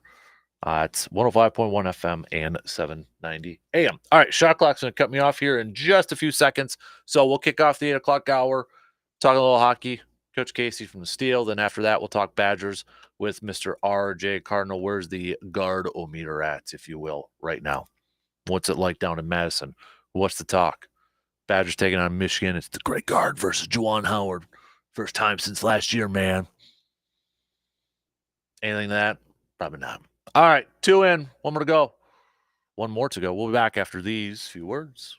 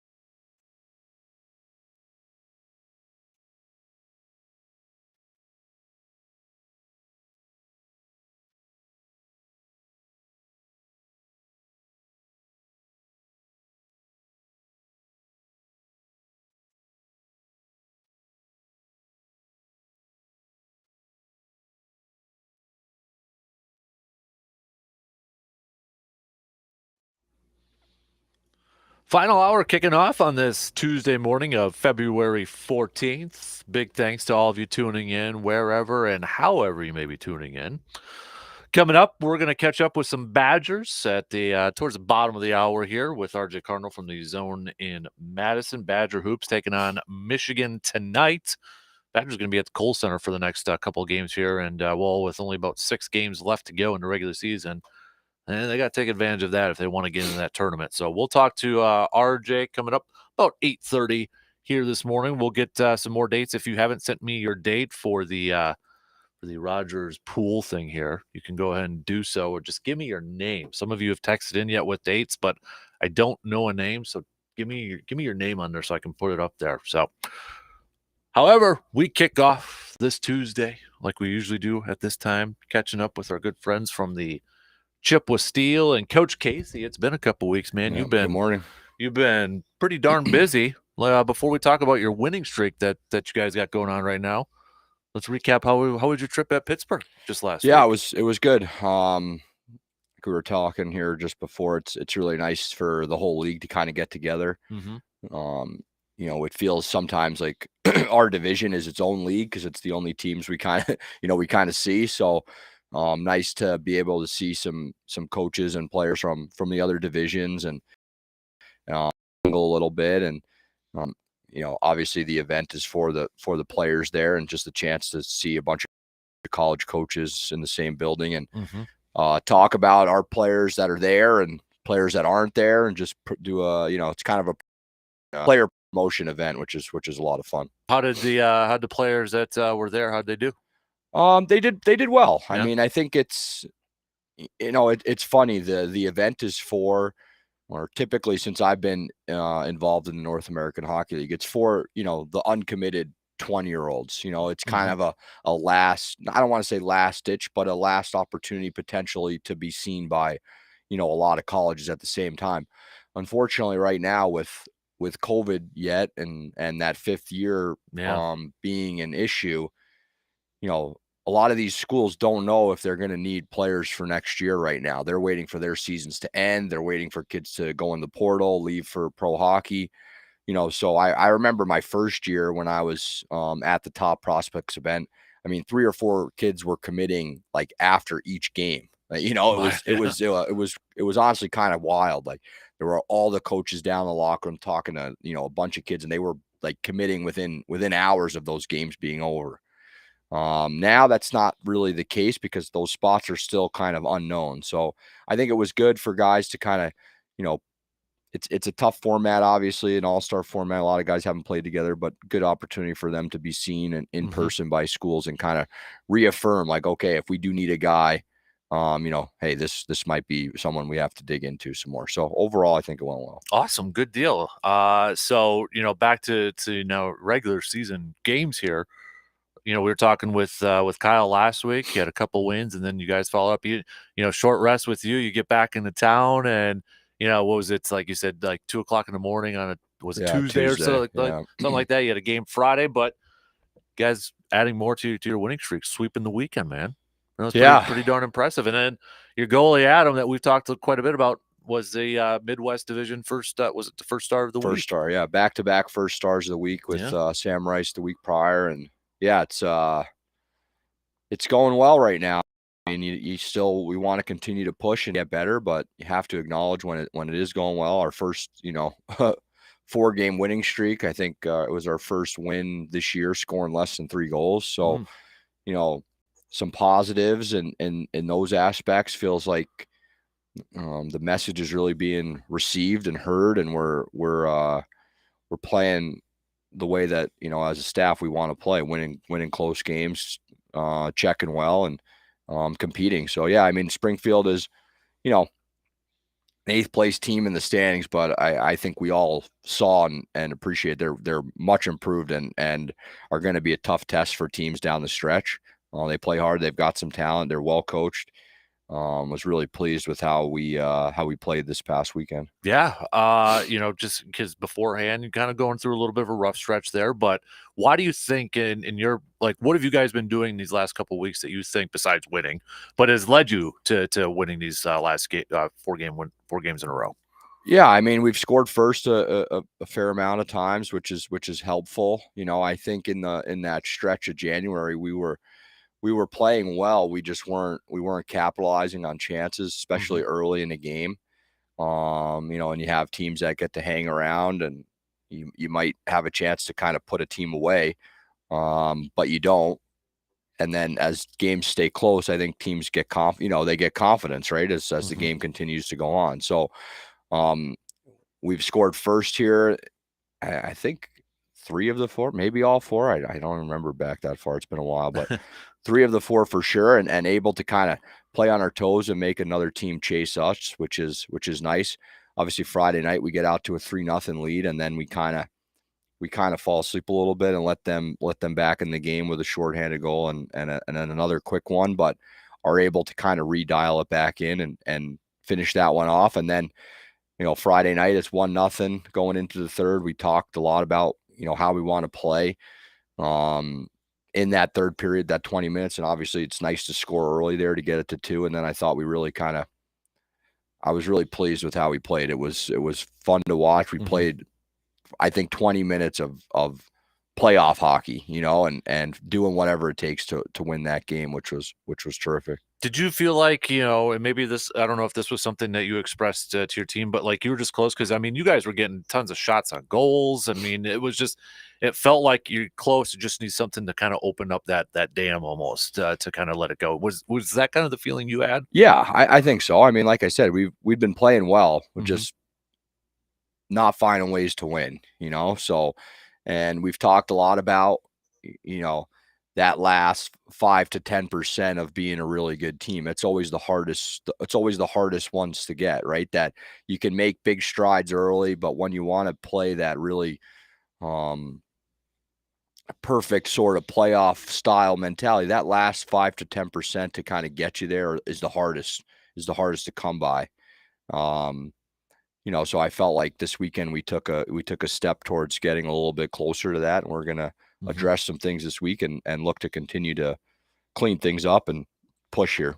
Now, you looking at the upcoming schedule here. Well, I guess before we look at the schedule, kind of, the standings wise too, because of these last 4 games, you guys are climbing up, and looking at it, you're one of the, it's you got 41 games in. A couple teams, or I should say, everybody else besides Springfield either has a game or even a couple games up on you guys. So that's kind of the difference in points there too. It's still extremely tight with the points here, but now you're going on the road here for a couple weeks. Taking a look at your schedule here, what's going to be the biggest thing? Because these last couple weeks you were at home. You got these wins. How do you transition how well you're playing to take that on the road with you now? Yeah, I mean, to be honest, I don't think we have to change a whole lot. We were able to get some matchups that we wanted this weekend. That's obviously the big part about being at home. It's not something we do all the time, but if you want to do that, obviously being at home helps. But yeah, I mean, it's just playing the same way, having the same mentality, being committed to, everyone being on the same page and pulling the rope in that direction. So I don't know if being on the road is going to affect a whole lot of it, but for us, it's just finding ways to continue to play that playoff style of hockey that we want to be accustomed to. Because let's face it, we've talked about a lot. We're in that mode already. We're not. We don't have the luxury of sitting back and hey, we're in the play. We're battling every day for a playoff spot right now. And this was kind of a mini playoff series we said about with Springfield with 4 in a row against them. So we're off to a good start. We want to kind of finish that series off this Friday night and then move on forward to Saturday. But yeah, I just think it's having that mentality, whatever it takes, kind of hockey right now. Yeah. So you mentioned it, Springfield. You got them coming up here. I mean, you hear coaches or maybe you hear other people kind of talk about win the games that you're supposed to win. And I think a lot of times when they look at it's like you look at the standings and you look at where teams are. As a coach, do you have that kind of mindset? Is that something you tell your players a little bit, or is that a thin line there a little bit? Maybe not to overlook teams. Right. I just think with how close everything is in our division, in the league in general, I think that's just, it's kind of a misleading mentality. Like they're as good as anybody in our division right now, like I said. And the fact that they're in 8th place, maybe there's some factors that, I know they had a similar situation with one of their better players joined a USHL team for 10 games, right? So that's a huge factor for them. They've added some players here at or around the deadline to be improved. So, yeah, I mean, you obviously, when you look at the standings in black and white, you want to beat the teams that are below you, but we understand we've lost we've lost the first place, we've lost the last place, so it doesn't matter for us. We just want to bring our best effort forward and play our game, and doesn't matter where they are or who we're playing. It's good. So I look at your schedule, and it's kind of interesting. Like I look at it as a chance to add, but also gain some ground because you have Springfield, but then it's Janesville, and then you've got before that it's Wisconsin, and then you're back at Springfield. So Wisconsin and Janesville. Janesville's the one right above you. Wisconsin's at 2. I look at this as like Springfield, chance to add more points. Janesville, Wisconsin, a chance to move up in the standings and adding more points to, and then Springfield right after that. Do you look at this part of the schedule, and you got your Alaska trip coming up here too? But do you look at this part of your schedule as a crucial part in your season right now? 100%. I mean, there's no other way to look at it, right? I mean, we're running out of games to play, so I think these next few weeks, the last few included, I mean, it's like we said, we're in the playoffs. We just are. That's how we're taking things, and we've had a goal for the the entire season, and we want to make sure that we're focused on that and playing our best hockey when it really matters. And it feels like I said, over the last few weeks, we have taken a little bit of a step forward, and it's really nice to see, obviously, at this point, because again, we think we have a pretty good team, but again, you are, like you said, you are what your record says you are, right? And it doesn't matter how good you think you are. It's the only thing that matters is how many points you have at the end. So nice for us to really kind of get these last couple games behind us. And like you said, last weekend was kind of those game in hands. Because now there were only 4 teams that played last weekend, so it's all pretty much caught up. I think we've got 1 or 2 on a few teams, but for the most part, everything is even right now, and we're just looking to keep moving forward. I want to mention another player to give him a shout out too, because of an achievement, 100 games, Parker. With 100 games, I mean, would you consider that a veteran with kind of your level of where you're at with these kids? Yeah, I would say so. I mean, he's coming on. This will be season 2 for him, right? So he's over, over that halfway mark of year 2. Parker's a kid that was at Top Prospects and has been playing arguably some of the best hockey of his life here over the last few weeks. And he's a guy that it might not be the point accolades or the first stars of the week or things like that, but he's helping us win games. He's keeping pucks out of our net. He's defending. He's protecting his teammates. He's doing all the things that I've kind of asked him to do and embrace. Over these last 2 years, and he's doing it at the highest level he's done it since he's been here. So it's really nice to see. And again, he's a kid. He's 6'3", 6'4", left shot defenseman. Who knows what some teams need when things happen, right? I mean, he's got a toolbox that is pretty attractive, right? So if he can keep playing the way he's playing, you never know what happens. And like I've told all of our guys, find a way to play some games in May.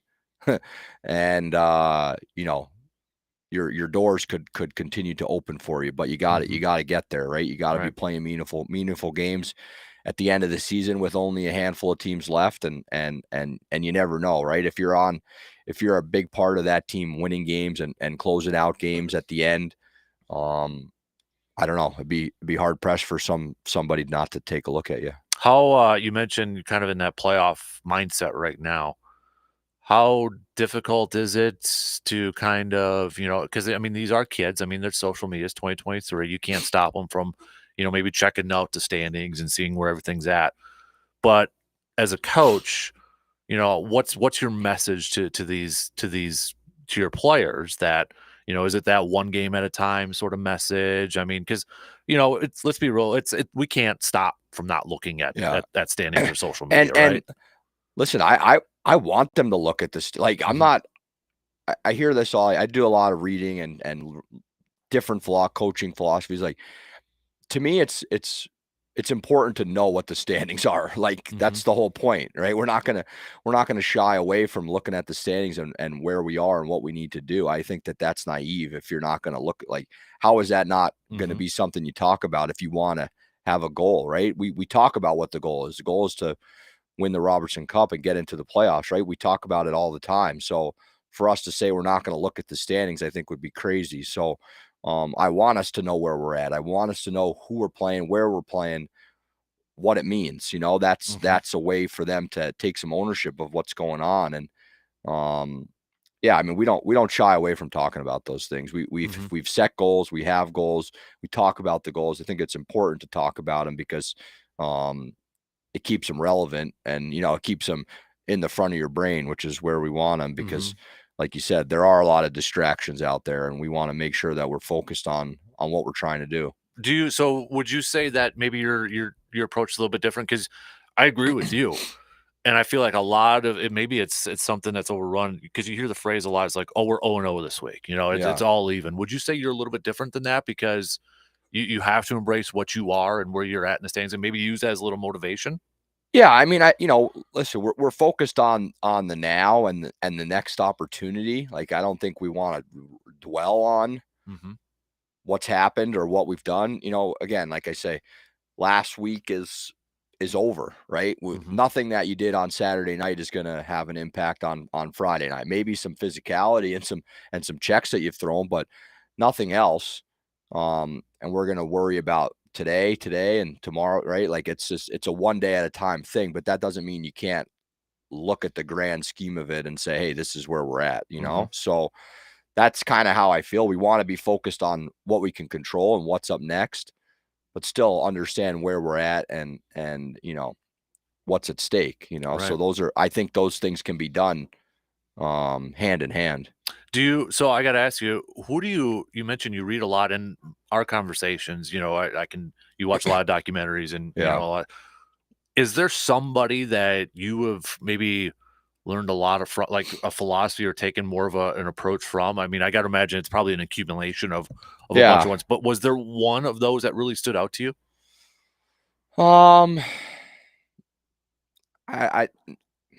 I'd have to kind of go back and think about a little bit more, but I like you said, I've read a lot. I'm reading Nick Saban's book now. Yep. I mean, talks about his first meeting at Alabama, where he comes and he calls everybody, from the organization, the janitors, the secretary, like everybody, there's a standard. And this is where, the building is the first thing that people see when they come to visit here. When you call the Alabama sports complex, the secretary is the first person you speak to. So those are like the gatekeepers for what they're trying to do. And he talks about all that stuff, mattering and what they're trying to build. I thought that was kind of cool process and a cool thought. Like, everyone is a part of what they're trying to build there, So that's just something that I've read recently, but yeah. I mean, I think there's a lot of great coaches and because even though you're a hockey leaders, coach, you can take away from other sports. Absolutely. I think some people may kind of feel like, well, you just got to read hockey stuff. Well, I think you could take away from other coaches at different absolutely at different levels. Pete Carroll, obviously Tom Coughlin, John Wooden with UCLA. Those are guys that books I've read, and talk about leaders. Like, we read, I don't know if I think we talked about this summer. Our leadership group read Mark Messier's book. I mean, arguably one of the greatest leaders of all time. So, right. You can pull information. The X's and O's is not what people are talking about. It's the philosophy and the mindset and the culture of how you want to do things. And takes time. It's not something that happens overnight, but I think if you can start to see the players, and it's something that we've started to see, the players taking accountability of each other and themselves. I mean, that's when things start to get fun, because then we don't really have to do a lot as coaches, Right. And I've seen it here a little bit more as of late. TV timeouts, we're not even really saying a whole lot. It's the guys are kind of reiterating the message that we're trying to get across. And that to me is where you want things to go, is the team to be leading the team, Right. It's exciting for that to start to happen at this point in the year, because it's, like I said, we're getting down to it, and we want to play for a while. Yeah. Last question for you before I let you go out of here, and it's kind of a little bit off the wall, but last week we were talking about it when LeBron broke the scoring record, and I kind of threw out the question of these career, records, which one do you think would be the least, or which one do you think would be the first one to be broken next? And one of the options I threw out there was Wayne Gretzky's points, which is just ridiculous with his number. I mean, I think the number is, you take away all of his goals, he still is leading in points at that point. Assists only. Yeah. Do you think that record will ever be broken? Nobody's at 2,000. Jaromir Jagr is the closest, and he's not even at 2,000. Gretzky's got over 2,800. And in the NHL, you got younger players, guys who are 18, 19 that can make the jump. But do you think that one's almost untouchable at this point?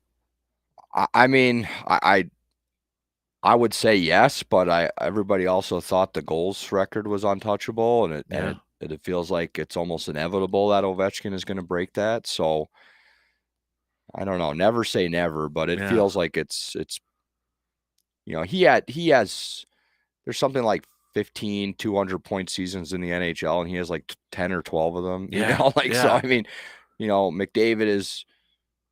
I mean, I think I just saw he's got 97 points right now, and Draisaitl is second with 79. So I mean, he's head and shoulders above everybody, and he's looking at 150 points this year. So I don't know. He's gonna have to hit another gear here, which seems to be kind of unheard of, because he's already added another gear from everybody else. So that's just ridiculous to take away somebody like all of his goals, just straight up take away but yet his assists, he'd still have the leader in points. I think the game has changed drastically. And this is an argument that's had a lot, and people will talk about the goaltending. But if you do look back on it, some of the best goalies, like Marty Brodeur, Patrick Waugh, Turco, Hasek, like Grant Fuhr, some of the greatest goalies of all time played in that generation. But I do think there was a time maybe before that where the goaltending was just okay. Yeah.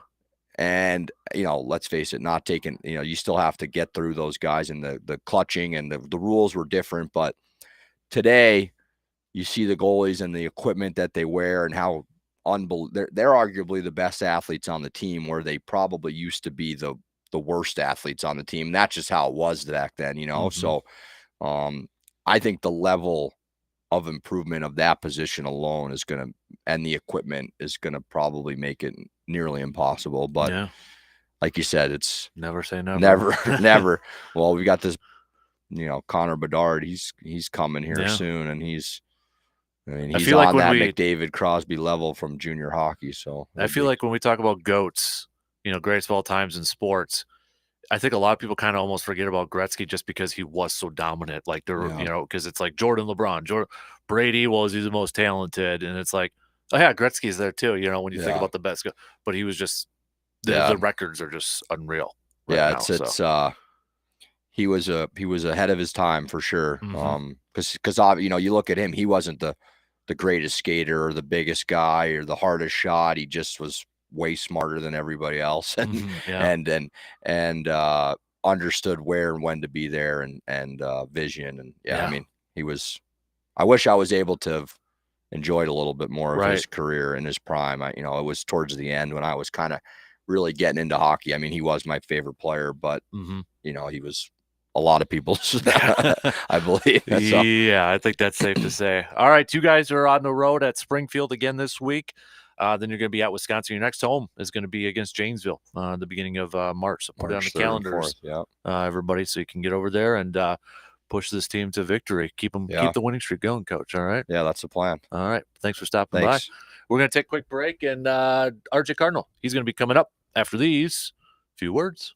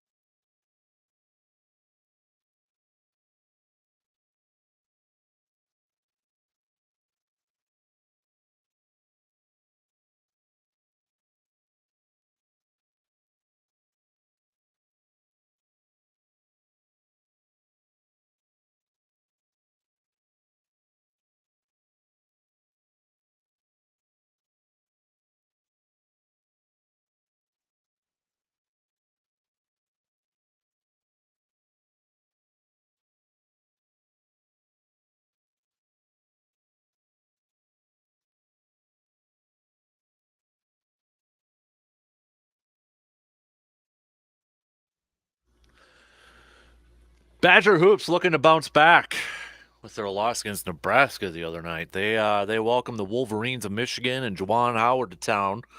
Let's preview it, talk about this team with our dude, Mr. RJ Cardinal, down in Madison.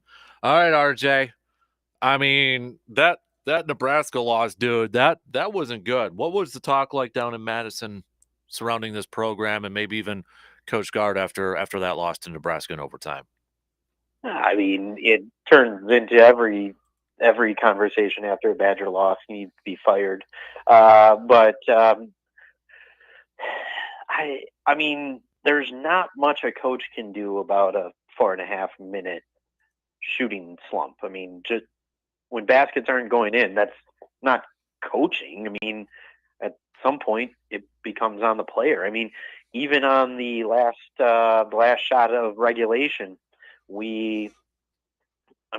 clearly was not the play that was called on the sideline. I mean, after that shot, and Gard just snaps at Chucky and then looks at Connor Essegian, I'm going to go ahead and say Connor was supposed to take that last shot, and it was drawn up for him, but he set a bad pick and then didn't move. Yeah. So I think that was not the play that was drawn up. I mean, we've seen so many, media guys talk about how Gard is one of the best coaches out of a timeout, and for that to be the play, I don't think it was. So something broke down, or somebody didn't get to where they were supposed to be, but I do not feel like that was the shot that was called in the huddle. Mm-hmm. It's one of those right now. I don't think it's coaching. I think it's the personnel on this team. And I mean, this can still be something stemming from the fact during COVID, you could not have anybody on campus. And we talked about that for the football team too. Wisconsin had a little bit of an issue there of especially with football, when guys get on campus, see the facilities, meet the coaching staff in person, it was one of those, we were happy with how the recruiting was going, even though, we were occasionally getting a 4-star and a bunch of high 3-stars that were developing. People were okay with that. But then COVID came, you weren't getting a lot of the people you were because they couldn't come visit campus. So I think that kind of happened here with the basketball team as well. We see a class of 2 4-stars and a high 3-star coming in next year. I think, Gard still has probably, at least starting next year, and hopefully bringing in these 3 guys. If he has a sit down with the AD, and we don't know what was said in October to Paul Christ, but rumors and speculation is they got into a heated argument over the direction of the football program, whether that was Paul Christ's stubbornness not to change anything or let anybody go or whatever that was. It didn't seem like he was committed to the way the athletic department wanted to see the football program go. And then it appears we see the varsity collective step up, the athletic department with pay raises to the football coaching staff, bringing in a new coach. It looks like we're participating in the NIL, really hitting the transfer portal right now for the time being, because you needed an influx of talent at certain positions. So if that kind of sit down happens with Gard and he doesn't agree to it, maybe at the end of the season we see a change in head coach. But right now, I think it's you better hit the portal. We have NIL to help back you up. So go get kids. Maybe, don't be such a disciplinarian in the terms of how you run your offense. I don't know. That's speculation on something there, but we've talked about it before. When you have athletes come play in this offense, it can open up. It can be good. It can get you to the Final Four. It can get you to the national championship game. It's won national championships at D3, and it's really one of those. I think right now it's a talent scenario, not a coaching issue.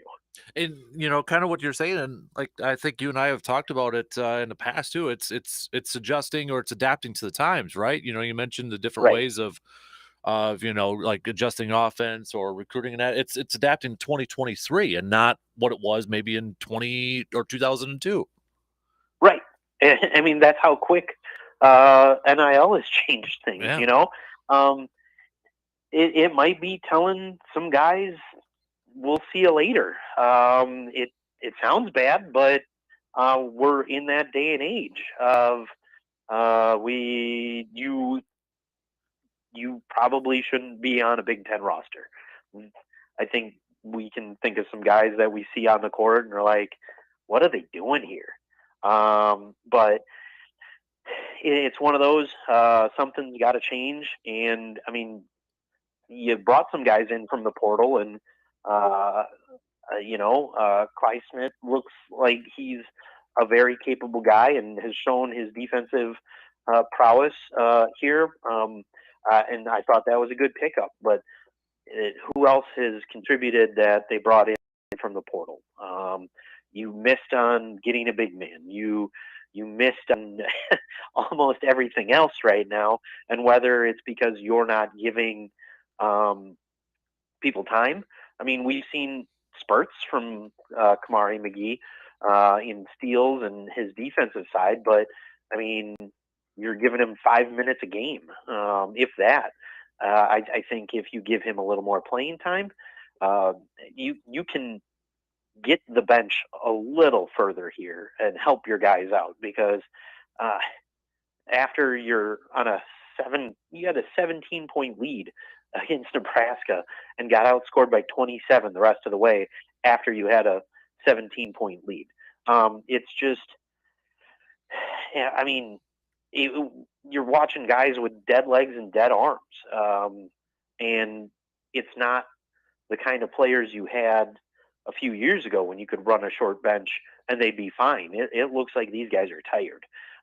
So in whether or not somebody's ready to play this game, I mean, you're giving them 2 to 5 minutes a game. It's hard to get ready for a game and game-like action when you're not getting in and actually participating. And I mean, even though I just said there's guys who probably shouldn't be playing Big Ten basketball on this roster, but still, you need them. Yeah. You need to help some minutes here, because back-to-back overtime games, and it showed that they were tired once they, really last part of the second half and then into overtime. They just got outplayed because, I don't think the better team won.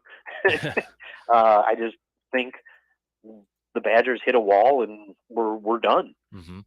Do you think, like, I was looking at some of the bracketology, and maybe Lenardi's updated his has been a few days, but he had Badgers as one of the first 4 out, but Jerry Palm from CBS had one of the Badgers as one of the first 4 in. So, I mean, that's the clear definition of a bubble team right now. And I know, over the years, there's been some talk like, well, did the committee, did they kind of diss the Badgers in their seating? Maybe they should have been higher than what they were.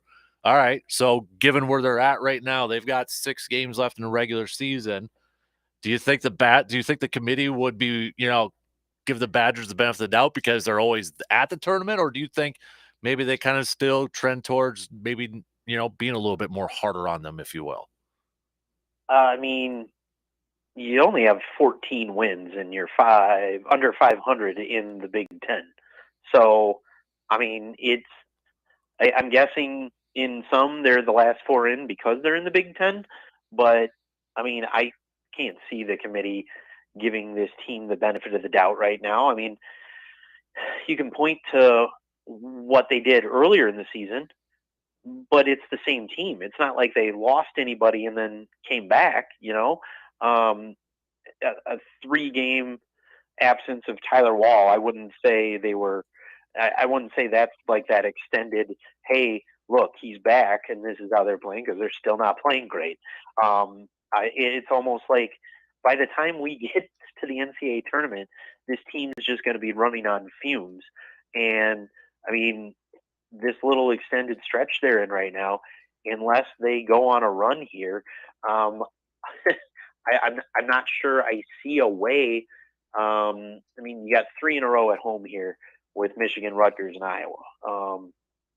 Then, you go to Michigan, come back home versus Purdue, and then go to Minnesota. So, I mean, in these final 6, you need to at least scratch out being 500 in the Big Ten, or else you don't have an Ice Cube's chance in hell to make it, I think. So, and I mean, you got to get 2 or 3 here at home. Rutgers is going to be a tough one. It'll depend on what Michigan team shows up. I mean, we've seen them be absolute stinkers, and then they've had some really good games. Iowa, they're getting healthier, so that'll be interesting to see how that one's going to play out. Because, I mean, that was another one. You were down in Iowa City, and I think the Badgers were pretty lucky that Iowa was missing 2 to 3 players. So, yeah, you got to scratch and claw here and win 4 of 6. And right now, after last Saturday's performance, I don't know where you can say here are 4 wins. At this point, I'm not even sure you can go to Minnesota and win on the road, and that is not a good basketball team. I mean, Wisconsin is lining up against some of the bottom feeders in the Big Ten, and currently they're one of them as well, but they're proving that they're just as good or as bad as those teams. So, like, however you want to look at that one. But yeah, right now, I don't see how you finish 500 in the Big Ten, and then your only chance, I think, is winning the Big Ten tournament. So it's going to be one of those where do they fall? Even with your record, you're 4 games above 500 now. I mean, if you don't, I mean, it could turn into you have a losing record. So I mean, that's even harder to show the committee saying, yeah, I think they deserve a shot. Mm-hmm. All right, before I let you go, RJ, we got to talk a little hockey here, because the men's team, maybe the win of the year, and maybe the win of like the last couple years for them, getting that W against Michigan. I mean, that's got to be the only highlight from this season for this hockey team, right? Yeah, I mean, number 1 team comes in, you lose 4-1 on Friday, and I actually got to see a win on a Saturday night, so that was fun. But you've had some wins earlier in the year. I mean, you beat number 7 Ohio State at home. You beat number 20 Notre Dame at home. You beat number 5 Michigan at home. So I mean, home cooking seems pretty good for this team. But then there's other ones. I mean, I guess you swept number 10 Duluth earlier in the year too, and that one was on the road. So I mean, you have some wins there, but yeah, taking down number 1, even though you split the series, taking down number 1, and it was one of those that we talked about. Hey, you just have to start splitting series to start racking up some wins here and get some points in the Big Ten. Now, they haven't really been doing that week in, week out, but yeah, going up against the number 1 team in the nation, beating them 3-1. You were celebrating Saturday night the 73 and 83 national championship teams, so you got a win in front of alumni. It's always a good look, and now you have to be able to carry that to see a team that can beat the number 1 team in the nation after losing 4-1 the night before. Yeah, Michigan State coming into town this weekend, and I mean, they're not ranked. Woodsters can't take that same attitude of where nights you outshot the Gophers and peppered the net. Now, night 1, yeah, it only resulted in 1 goal. We got 3. So, I mean, to hopefully translate that into getting for this next series. And I mean, watching Saturday night, it showed that this team has talent. For some reason, it's not clicking. And that's when you start looking at the bench. The talent is there on this team. You got to start looking at the guy who stands behind the bench. Now, like we talked about, I'm not sure you can let Granato go this offseason. They have a class of 11 kids coming in. You can't, to me at least, you can't risk losing. I mean, that's a huge class for hockey. Yeah. You can't risk losing that and having the program be nowhere if none of those kids then come in. So I think it might be one of those where he might have one more season to turn it around and then move forward. But we're also in a place where I think Wisconsin hockey fans have hit apathy mode and just don't care anymore. And that's when things get bad, and that's when people get fired. So it won't surprise me, but I think with what is signed right now to be coming in next year, you might have to keep Granato at least start the year next year. And then really quickly, a heck of a weekend for the women's team. Wins the shootout against the Gophers, and then a 7-5 victory over in Minnesota too. I mean, I know they kind of had a little bit of an up and down stretch there too, but that's a hell of a way to come out in your second to last weekend of the regular season. Yeah, up in Minneapolis too. So you get shootout win. I loved it. I forget who it was, but after the winning shootout goal, the Badger who scored it did the Phil Kessel, put the hand to the ear, listening for the crowd. So Nice. a little insult to injury, copying a Gopher great. And then just that up and down game on Saturday, and it was awesome. Like, you went from the Badger basketball game into the men's hockey game into the women's hockey game on Saturday night. So it was a showcase of Wisconsin, but basketball really didn't get it done. Otherwise, you could add a 3-game sweep on the Big Ten Network on Saturday night. But taking the extra point from the tie on Friday, getting the 3 points, it's kind of what we were talking about. You in the WCHA standings, you give yourself a shot. You were hoping Ohio State would maybe falter a little bit. I'm not exactly sure how they did, but I'm guessing they didn't lose to St. Thomas at all, making that jump from D3 to D1. It'll be a little bit before they probably get the talent that the rest of the WCHA has, but I'll just go ahead and say I'm assuming Ohio State got the full 6 points on the weekend. So you're really looking at you gave yourself a shot to possibly overtake Minnesota this weekend, but you're also going to Ohio State. So if you can get a sweep of Ohio State, steal some points, I think you're 5 points behind the Gophers right now. So yeah, you get a sweep, the Gophers get swept, you move into second place in the WCHA, or just we talked about it earlier too. Minnesota Duluth can't gain points to overtake you for third. You end up third in the WCHA playoffs. I mean, at some point in time, you're going to face the Gophers or the Buckeyes in that playoff. So really, you're just trying to get your resume together after a little bit of a slump and try to get yourself into the NCAAs. Yeah, man, oh man. All right, RJ. Hey, big thanks for breaking all that down for us, buddy. Love chatting with you. Let's do this again next week, okay, bud? Absolutely. We will see you then. You got it. RJ Cardinal breaking it all down for us. We got to take a really quick break because we're running out of time. All right. Got to pay the bills. All right. We'll be back after these quick words.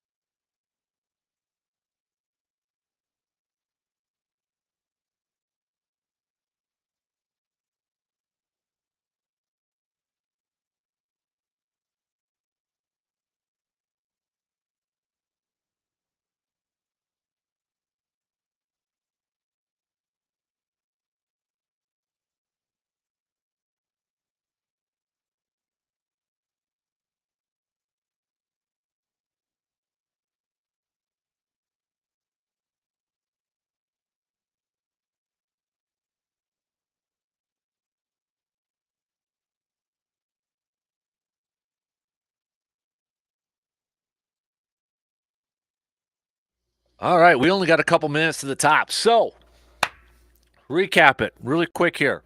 If you want in on the pool, the day we're doing like the Rogers pool of what day you think we're going to know what his decision is, whether he's going to play or whether he's going to retire. We're going to try to make this drama stuff a little fun. So we're doing a pool contest, kind of like a baby pool. If you want to send me the dates, I'm not going to max it out anymore. So again, if you missed it, anybody who gave me a date and I said it was full, I went back to your first pick. So if you don't want that, you got to let me know. But I will say the clear majority is in February. I'm not going to tell you a date yet because I don't want everybody to jump on that one. But it's a lot of it. A lot of you believe in the next 2 weeks we're going to know. We'll just put it that way. So we do have a few of you in March. But if you want in on this, you want to participate, hit me up on Twitter because as soon as the mic shut off, I'm not going to have the texting line up. So hit me up on Twitter at DANKASPER or on Facebook, facebook.com/Kasper Sports. Okay. I'll put you down there. We got the big board up, the big old marker board up in the studio, putting the names on there. So we shall see. It's kind of fun. Kind of interesting to see some of these dates come out. What you're all thinking. We got Bucks tonight, 6:30 tip between Boston. Coverage is going to begin at about 6. Tip-off will probably be a little bit past 6:30, but you can listen to that game, 105.1 FM and 790 AM. 8 p.m. tonight is the Badgers and the Wolverines of Michigan. So you can watch that one on the telly while you're listening to this game on the radio there. Can the Badgers pick up a W against Juwan Howard? I'm sure, he'll have a warm welcome to the Kohl Center. Pretty sure that's probably going to be the case. We talked a lot of Brewers here. We'll trickle in some more baseball talk each and every single day as we inch closer and closer and closer to spring training beginning. Pitchers and catchers are reporting. We got our first spring training game next Saturday. That's going to be here. So we'll have more baseball talk throughout every day now as we are getting set for that season to begin. We're going to have an episode of the Chip with Steel podcast up later today, but also a episode of the Eau Claire Express podcast. We talk with Dale Bar Show. That's going to be up later today too. Don't forget, you can check it out at our website or on your favorite podcasting platforms, just like the Man Cave podcast as well. A lot of podcasts we're bringing to you on our Sports Talk family. So big thanks to all of you that are listening, but also sending over your text, tweets, and Facebook messages. A lot of them this morning. Thanks for the participation. Love chatting with you all. So keep that up. All right, keep it up. Tomorrow we got another edition of Showdown as we're starting to wrap up our bracket challenge there in the first round at least. So we'll get to that. Plus it is stock reports. Stocks rising, stock falling. Think about that for tomorrow. All right, you want in on that pool, you got to reach me on Facebook and Twitter. I don't have that texting line up anymore. Hit me up. Okay, today's the deadline because you never know. Maybe he'll decide today. I don't know. We'll talk to you tomorrow.